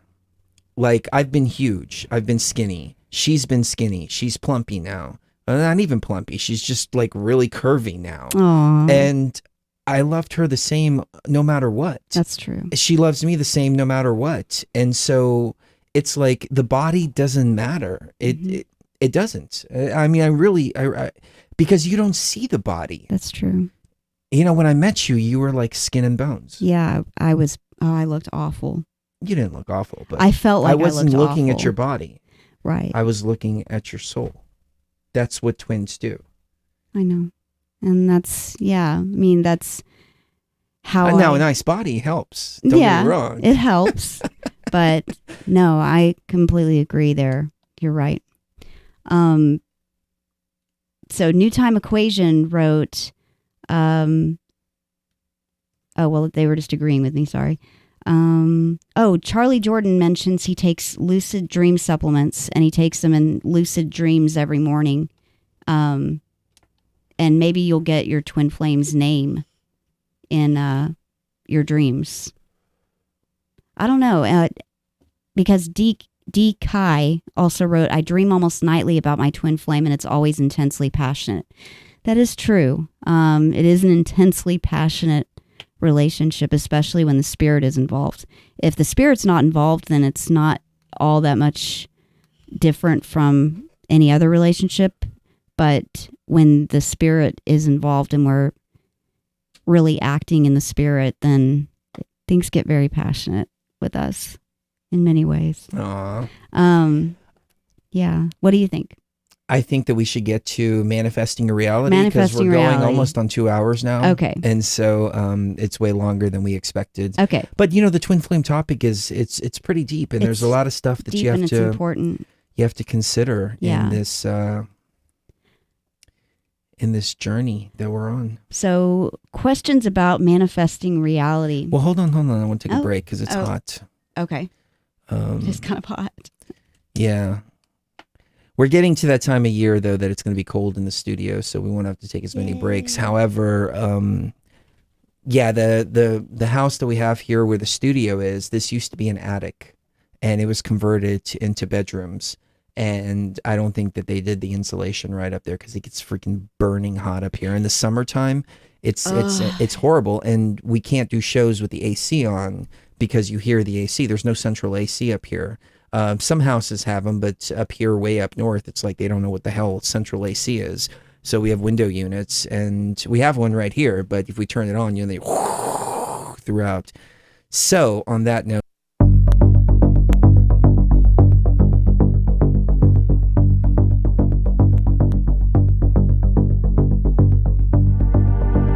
fellow travelers, always remember to walk uprightly and circumscribe your desires as we travel upon the level of time to that undiscovered state of consciousness, traveling to the place where once obtained no traveler returns, the place of raw consciousness which awaits us when we are past beyond the veil.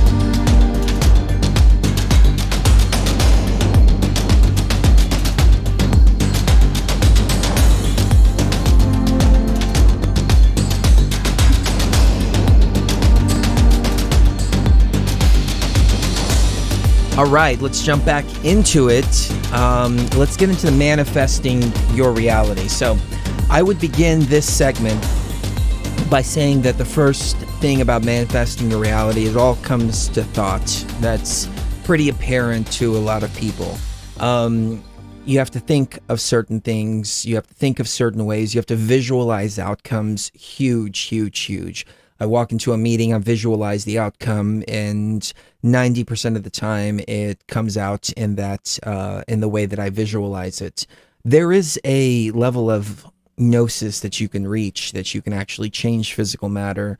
I did this one time, and it's a very, very difficult place to get down to, but it was a place of pure understanding of the holographic nature of reality. I've talked about it before, but the car was stuck in the driveway. I spent like 20-30 minutes trying to get it out, and it was stuck in the snow, and the key even got stuck in there. And I went out there and I demanded that the car release the key and drive out of the driveway. And when I had that, when I reached into that place of raw consciousness and that knowing, when the key came out, my first reaction was to become astonished over the situation, but I maintained that point of center of that knowing, and I put the key back in and I said, get out of the driveway. And it just drove right out of the driveway. It was the most remarkable thing. So, you have that type of manifestation too, but that's very, very difficult to get to. I've only done it once in my life, maybe a couple of other times. I've done it with pain and things like that. A few times in Egypt. Yeah. Well, yeah, in Egypt. Yeah. But that's very difficult to get to. So that's not the type of manifestation that I want to talk about. I want to talk about the first levels of the manifestation, the thought.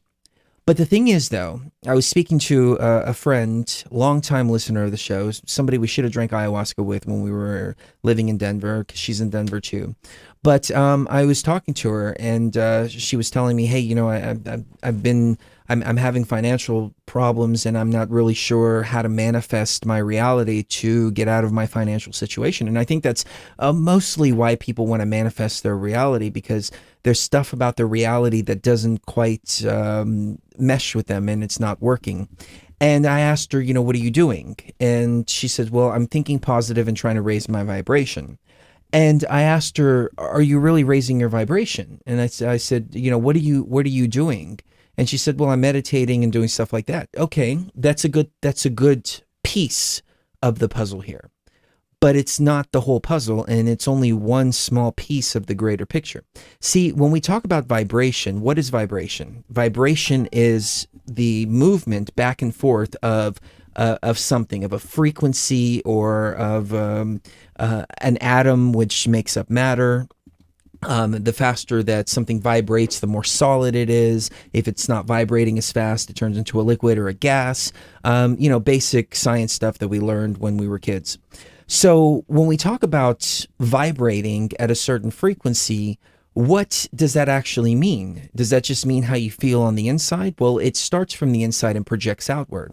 But a lot of people get stuck projecting it outward. You see, when it comes to manifesting reality, you also have to put action into your manifestation.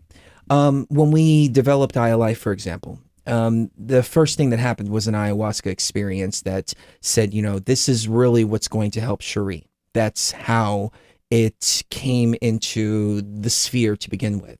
And it was like, do this, combine these two together. This is how much you need of this is how much you need of that, et cetera, et cetera. That was the first step. I could have come out of the ayahuasca experience going, okay, I know how to fix you. Let me meditate and make it appear.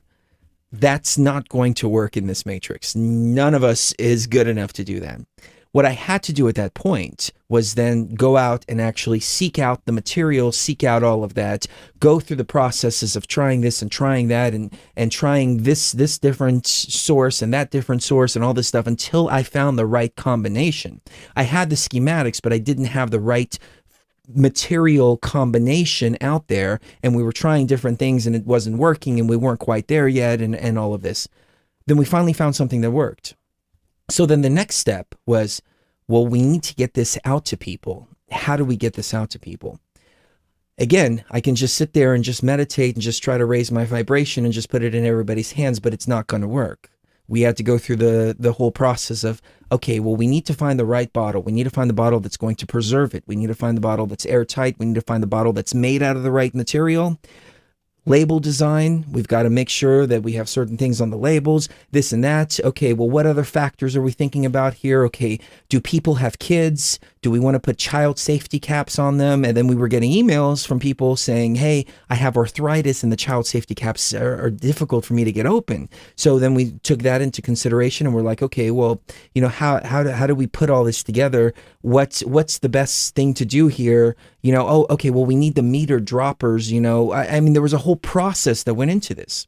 Then once we went into that entire process, and it took like a year, then we finally had the finished product. And we were like, okay.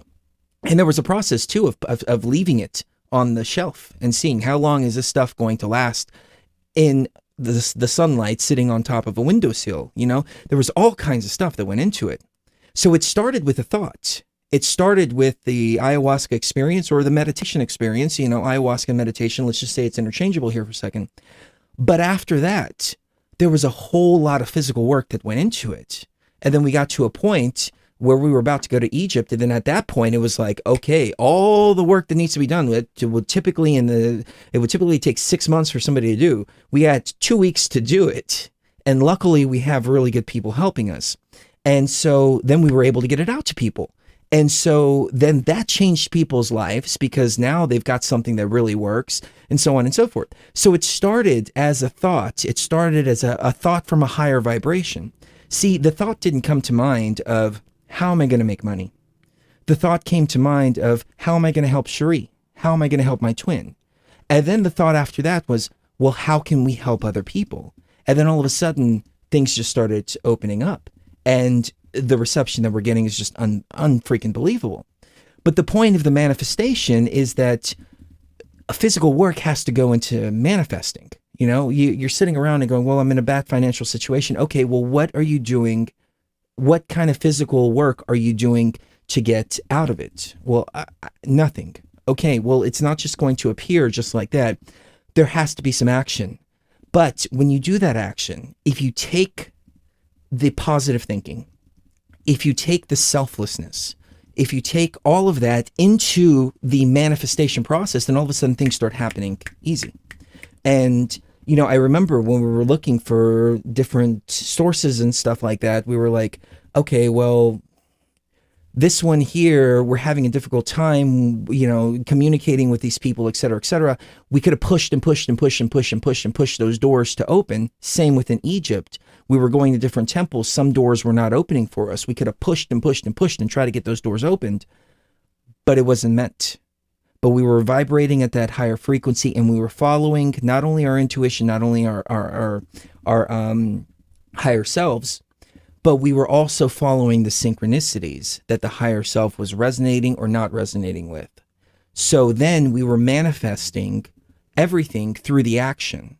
You know, we could have sit here and just meditated and just said, okay, well, we're just going to meditate and try to get to the reset button and all this and blah, blah, blah, blah, blah.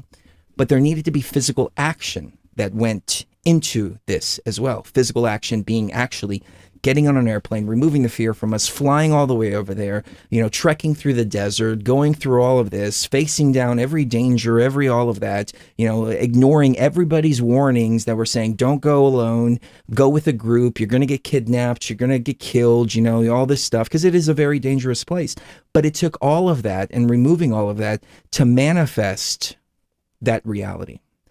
But through the two major factors, which were vibrating at the right frequency, the selflessness, because if we would have gone to Egypt just saying, hey, we just want to go to Egypt and just go see the sights or, you know, something like that, none of this would have worked. If we would have gone over there and thought, well, I want to go over there so I can be the first one to drink ayahuasca in the Great Pyramid, none of it would have worked. The only reason that it worked is because we were vibrating at the right frequency.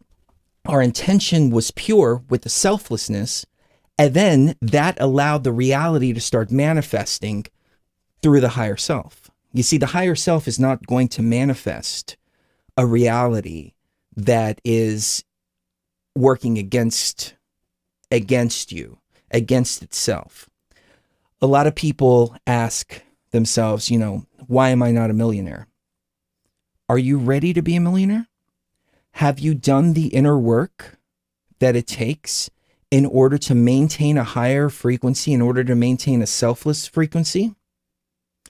Or if all of a sudden $1 million dropped into your, because we see it all the time, $1 million drops into your lap, and then you become the complete opposite of what your higher self is. You become a shit person. And not only do you become a shit person, but you become extremely selfish. And then that selfishness and that greed that's inside of you starts to eat at you and starts to eat at everything that was dropped into your lap.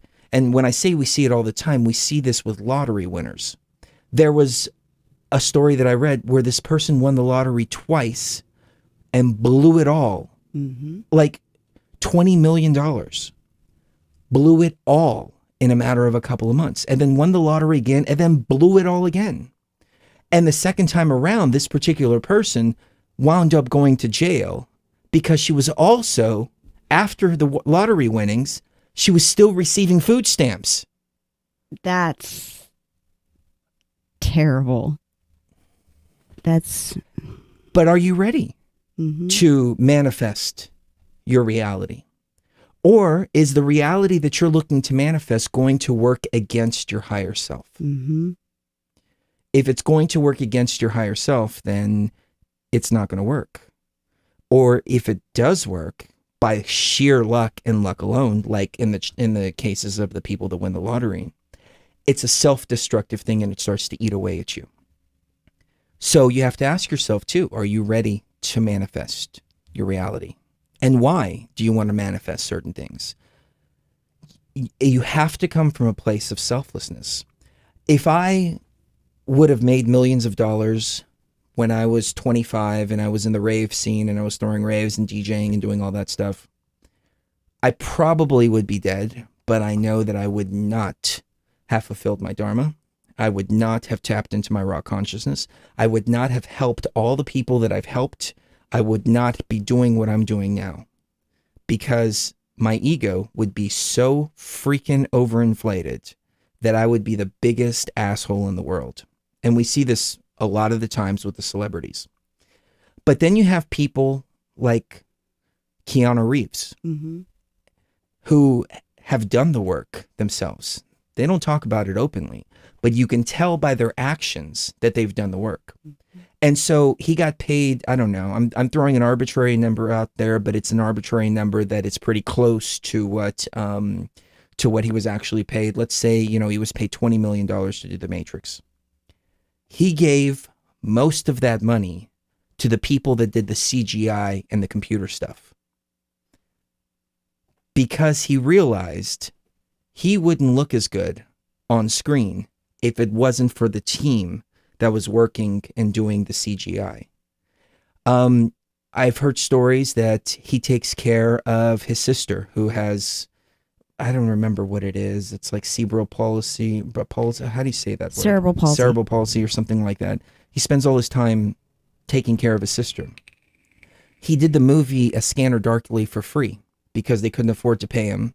And he believed so much in that movie and the message that was in that movie that he did it for free. This is the selflessness that I'm talking about. You just see it. You can see it. And then you get the opposite side of the spectrum. I mean, look at these mumble rappers that you see. They pictures of them with tattoos on their faces and, big stacks of $100 bills. I mean, I'm talking about huge stacks, like, $100,000, $200,000, $300,000 sitting there, and they take pictures and put them on Twitter. Well, that's only going to last a small amount of time. And then what happens after that? After that, it's destruction of the self and it's destruction of the ego, but not in a positive way.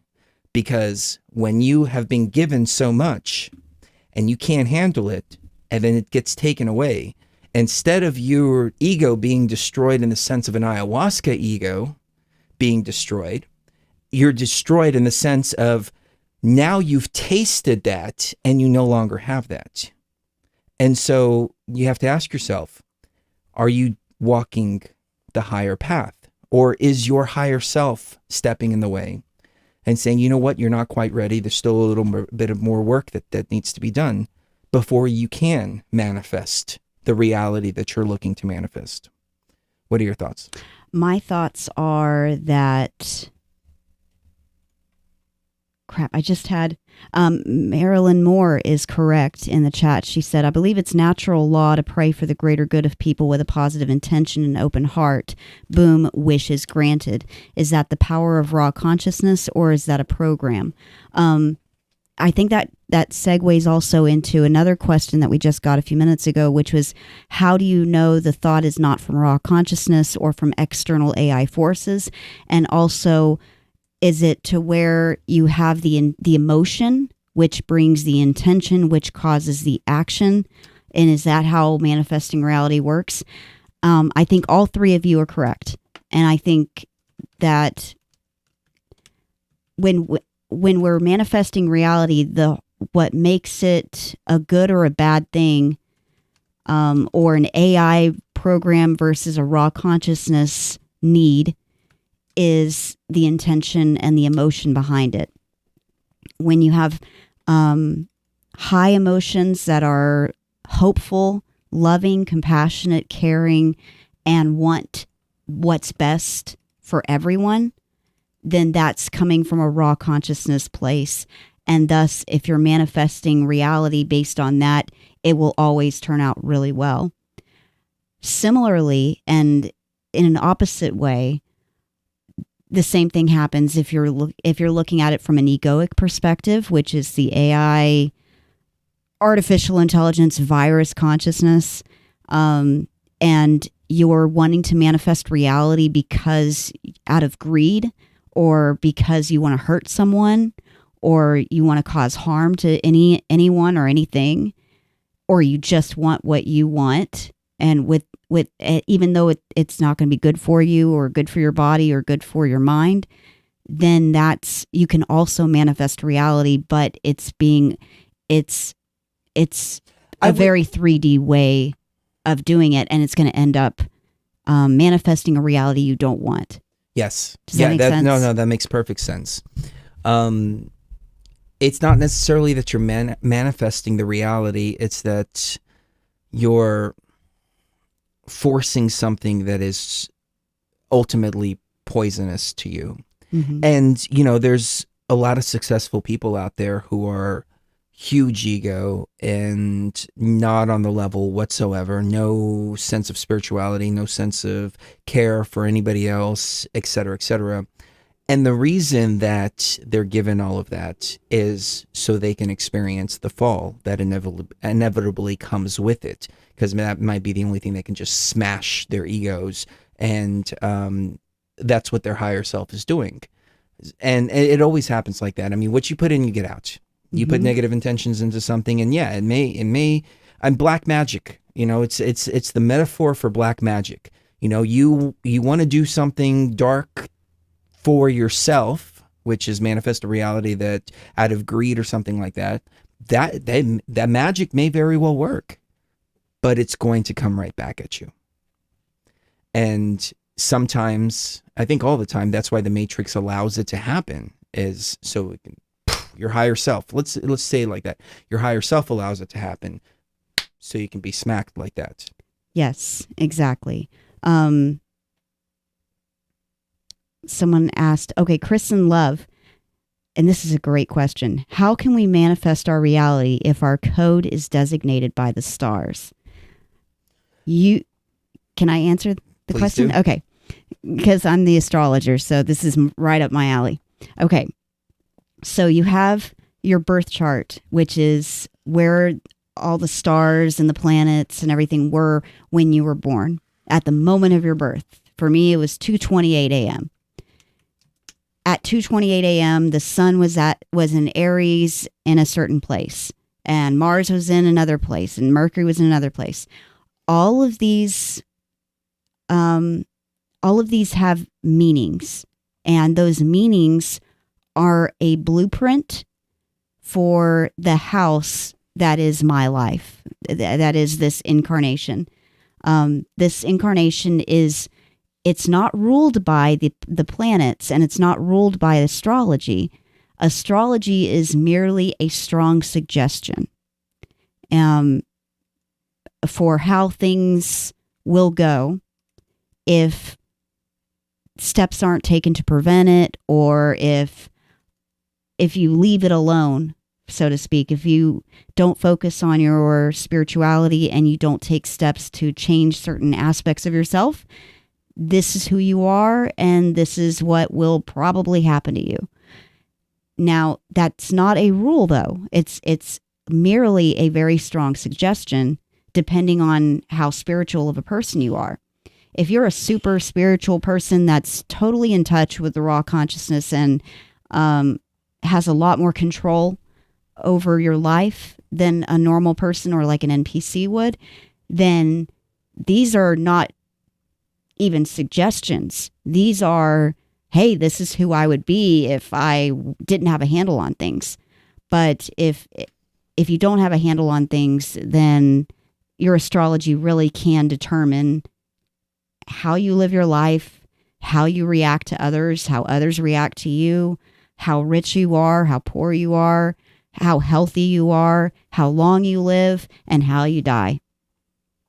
And it's been really interesting to see the difference between I've done charts for NPCs and I've done charts for the organic consciousness, and I've realized something very weird about all this is that the NPC birth charts are exactly how they are and exactly how their lives have gone and exactly how their parents are, exactly how they act. It's all been 100% correct. Whereas with the organic consciousness, there's probably about, I would say 80%, yes. But then there's that 20%, which would be yes, but they recognized it earlier on in their life and they changed it so they're no longer like that. And I think that has a lot to do with it. I think if you're organic consciousness, you can actually manifest reality a lot easier and a lot more to your own advantage if you know what you're doing. Any thoughts? I think I totally agree. Okay. I totally agree. It's intention. It really is. So, it's, have you done the work? And if so, I mean, I wish that I could just give you a magic word that you can say and make things happen. I really do, but it's not words. It's frequency and vibration and things like that. Emotion and all that. So, and I think what the other person was asking earlier was... there was another thing I wanted to say. Go ahead. What's your view on money? I'm asking the listeners out there to ask themselves this. What's your view on money? Is money the root of all evil? Is money, an arbitrary system that is a system of control?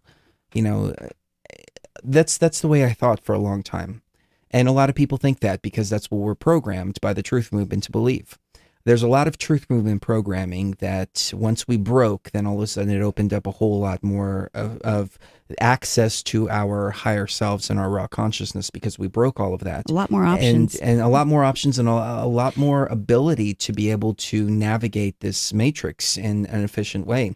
So you break the chains of the truth movement programming and things like that. And if you think that money is evil, if that's what you truly feel, if that's what you truly believe, that it's, just paper, because I see this meme all the time, this piece of paper controls your life and blah, blah, blah, blah, blah.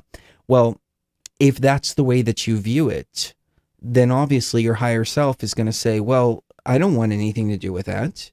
It's evil. It's a deception. It's a system of control. It's all of this. So of course, money's going to stay away from your sphere because of the way that you look at it. The way that I look at money, and I think this applies for business too, huge, and I wish more businesses would operate like this. And this is the way we do TFR. This is the way we do BTV. This is the way we did Egypt. This is the way we do iLife. Is money is energy. It's currency. That's why they call it currency, because it's energy. When somebody gives me some of their money, for whatever it is, whether it's a donation or a purchase of iLife or something like that, they're giving me a piece of their energy. They're giving me a piece of their life force because it took their life force in order for them to acquire that money.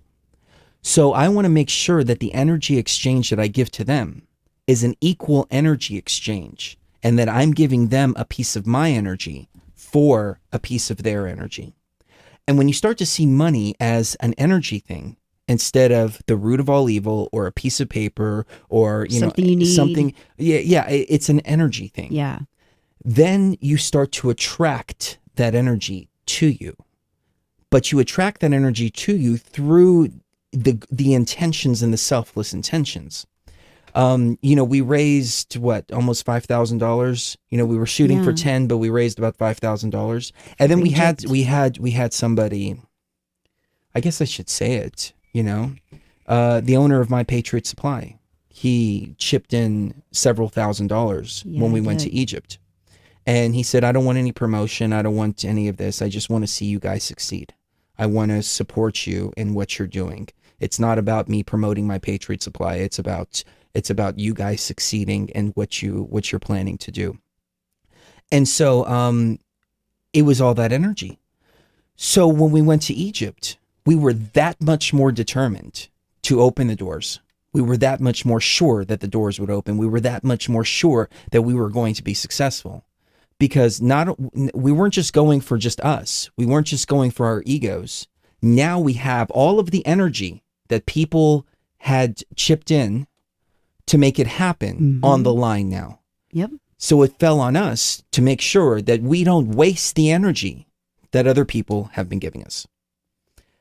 Because that's how much value I assign to people's energy. And so if you look at it from a business perspective, you know, the number one thing about DMT that's taught me is that it's not about how to make money. It's about how can you add value to people's lives? How can you make people's lives better? That's the key to a successful business. And it doesn't matter if your business makes $100 million a year or if it makes $100 a year. If you're adding value to people's lives, that's how I define a successful business.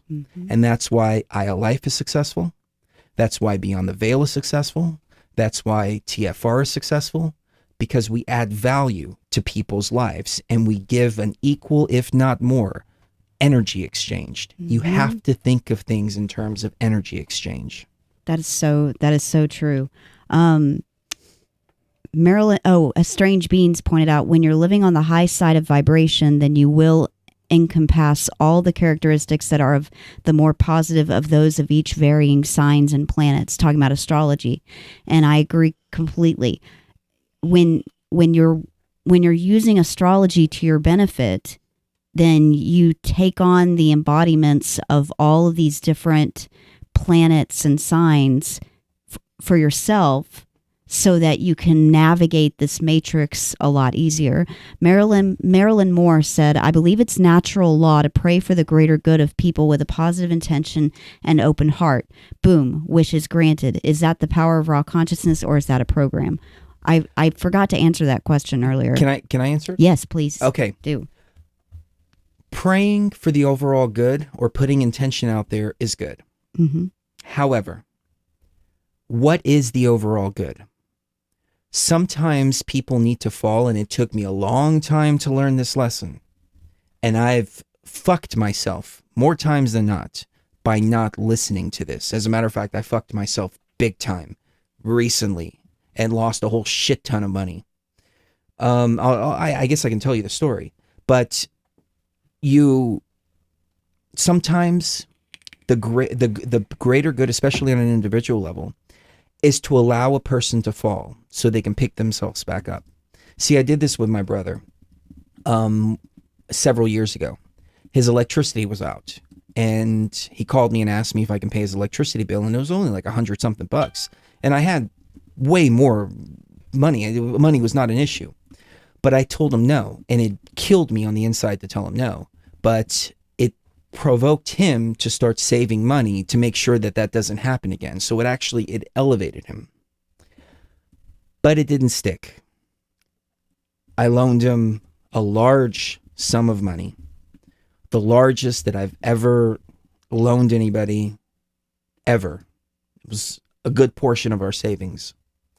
So we can put a down payment on a house that he was buying, because he was supposedly doing this construction and this and that, and he had equity in the house that he was buying, and there was a loan guaranteed within the paperwork, and he was going to get, an equity loan and all this, and he was going to give me the money back immediately, and et cetera, et cetera.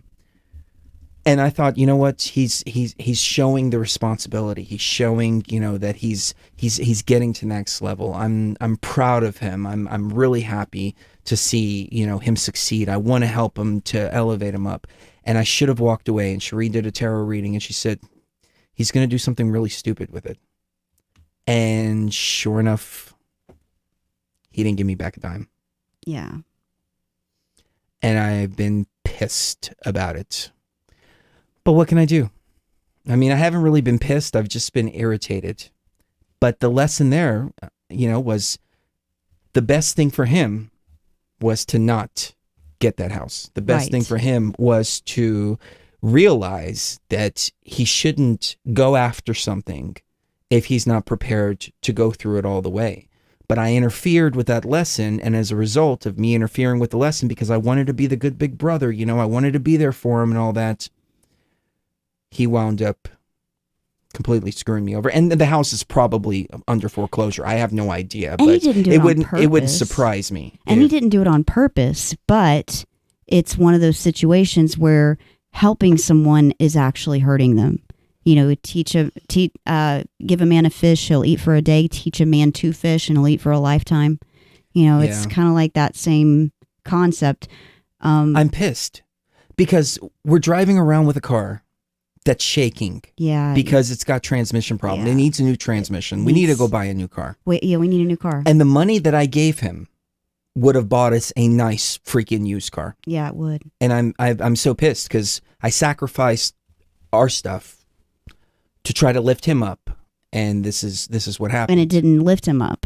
It put him even further into a situation that he was trying to get out of with your help. So me, it was because I take full responsibility for this. I take full blame for this. I fucked us both. I fucked myself because I'm out of the money, and I fucked him because he didn't learn the lesson that he needed to learn. Right. So again, when you're talking about the greater good, sometimes the greater good isn't necessarily what feels like the greater good on the surface. Mm-hmm. Well, and sometimes the greater good is painful to somebody else. But the point, see, as long if the intention is not to harm the other person, you know, even if it hurts their feelings for the time being, it's ultimately going to be better for them because they're going to learn something much more valuable in the process. New Time Equation wants to know, is reality predetermined? And I guess he directed it to me. Is reality predetermined? No. It's not predetermined, but like I said, our reality is suggested, highly suggested in some cases, by our charts, our transits, the people around us, the way they make us feel, how much money you have, what your health status is. All of these things will factor into what reality will become, but it is always unfolding, and there is nothing to suggest that our reality is so predetermined that we can't make decisions for ourselves. Like in the show Westworld, there's this part where one of the robots, is escaping this matrix that they built for these NPCs to live in. And she thinks she's escaping, and she thinks that this whole escape plan is her own mind and her own thoughts. And it turns out the whole escape plan and her being able to have these special abilities all of a sudden was programmed too. Like somebody programmed that she would want to escape. And that, you know, and I don't think it's like that for the organic consciousness. It could be like that for the NPCs, but I don't know. Reality might be predetermined for the NPCs. They do seem to kind of follow a pattern that they can't really break free out of. And well, there's a lot of stuff that circulates in the New Age movement, as people have been calling it.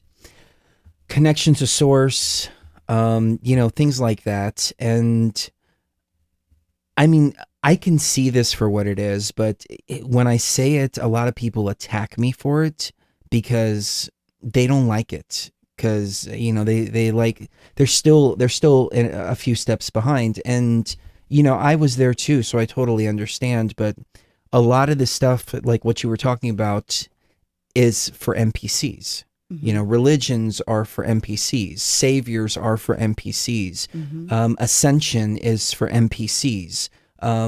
All of that. It's all for the NPCs. It's not for organic consciousness. Organic consciousness already is a 13th dimensional entity, a 13th dimensional being. We exist outside of the matrix. We don't have to ascend up and down. Now, we can get further in touch with that 13th dimensional, but everybody's talking about 5D Earth. Everybody's talking about, we're going to shift the Earth up in frequency, and everybody's going to shift and so on and so. Well, we came from outside of the whole machine completely. We already are. We are vibrating way higher or we have the ability to vibrate. Our original, let me put it like this. Our raw consciousness is vibrating at a higher frequency than any of these new age people can even fathom, because we exist outside of the machine. And so, a lot of this stuff is indeed for the NPCs. Yes, I think so too. And Steve, an NPC is a non-player character, and we essentially came up with this idea, I guess, about 2 years ago now, where it seems like there are two different kinds of consciousness on this. Well, we didn't come up with the idea. Well, of course, it's just a fact of the Matrix. But we came to this understanding. We came to the understanding, and we coined the terms. Yeah, and we coined the terms in English, but. We did Beyond the Veil Quickies. And so if you go watch the Beyond the Veil Quickies on youtube.com/Beyond the Veil, we explain all this. What is an NPC? Yeah. Yeah. But an NPC is a non-player character within the Matrix, which is the majority of people. There's very, very few organic consciousness. Right. I'm trying to find any questions about manifesting reality, because people want to... Yeah, if you go to the channel, youtube.com/Beyond the Veil, there's a thing that says prerequisites. And we did a series of videos about what is raw consciousness, what is NPC, things like that, because everybody asks these questions, the new people here. And it's not that we don't welcome new people, obviously we do, and that's why I put all that together, but it gets too repetitive for the people that hang out with us regularly when we explain the same thing over and over again. So that's where we're coming from, nowhere else. Heart of the Rebel pointed out childhood trauma can create a degree of self-loathing in oneself so that the manifested reality becomes a nightmare. Yes. This is what the NPCs do to their kids because it helps the virus reproduce. Yes. Yes. I was absolutely. actually having a conversation with somebody earlier today, and I said, my father told me that life's progression is that you go to school, you go to college, you work for a corporation, and then you die. And maybe you'll have a couple of years at the end of your life to just kind of enjoy your life. And that's the progression that we're taught. Why are we not teaching our kids how to make money? Why are we not teaching them how money works? Why aren't we teaching them, how to be successful? Instead, we're teaching them how to be workers. How to be mediocre. Yeah, how to be mediocre. Yeah. But it's interesting. I mean, I guess this is a good segue into something that's very, very, very controversial. I want to talk about depopulation, and I want to talk about it from an analytical perspective. I don't want anybody to think that these are my feelings or my thoughts. And I don't want anybody to say, hey, Chris Geo believes this, or Chris Geo is for this. But this is Chris Geo's analysis of what's going on with depopulation from a 13th dimensional perspective, from outside of the Matrix, from being disconnected from literally everything. So hold right there. We're going to cool down the studio just a little bit more. We're going to take another quick break.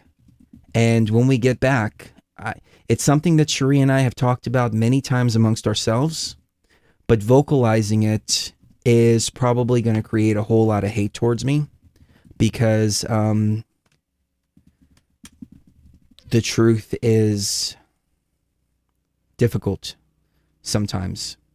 So I hope that you stick with us, and I hope that you can put the egos to the side and really think about the analysis here. Because when you do, then we can actually come up with real solutions instead of just responding from places of anger and being upset. Dude, what?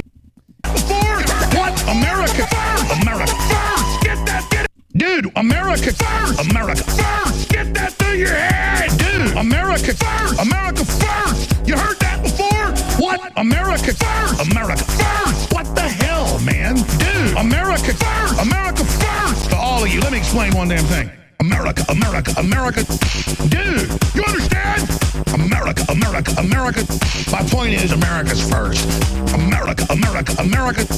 What the hell? Oh, yeah. Those are the best things that I've found that help with that. And also just realizing that you are infinite and that none of this really matters. That's how I've learn to deal with anxiety. Excellent. You know, we have a ton more questions in the comment sections of previous videos and stuff like that, but we'll compile all those and go over those in a future video because I don't, you know. I don't think I can go any further. Yeah, the little twin can't go any further. Yeah.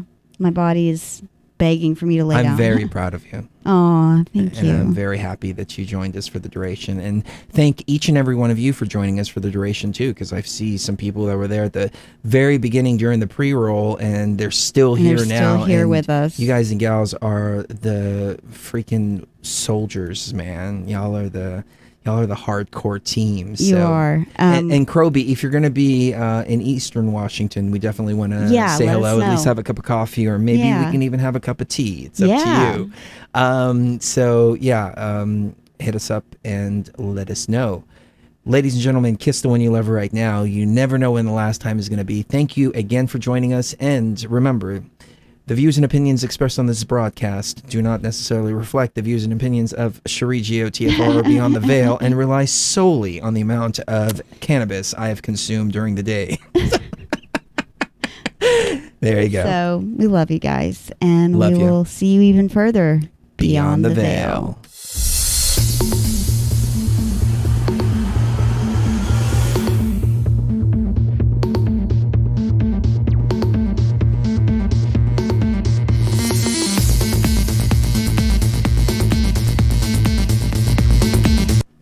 You know what? It was Carter Berthe that had the question that said, I was wondering if you can help me with the situation.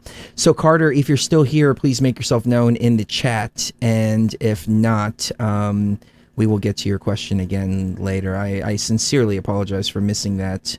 I don't think he's still here. We'll see. No. Okay. I'll have to try to get a hold of him. Maybe I can reply here. I don't know. Anyways, so once again, kiss the one you love right now. You never know the last time it's going to be. Oh, little twin, you look like you're just. I'm so sorry for keeping you so long. All right. It's okay. Love you guys. Love you. We'll see you next week.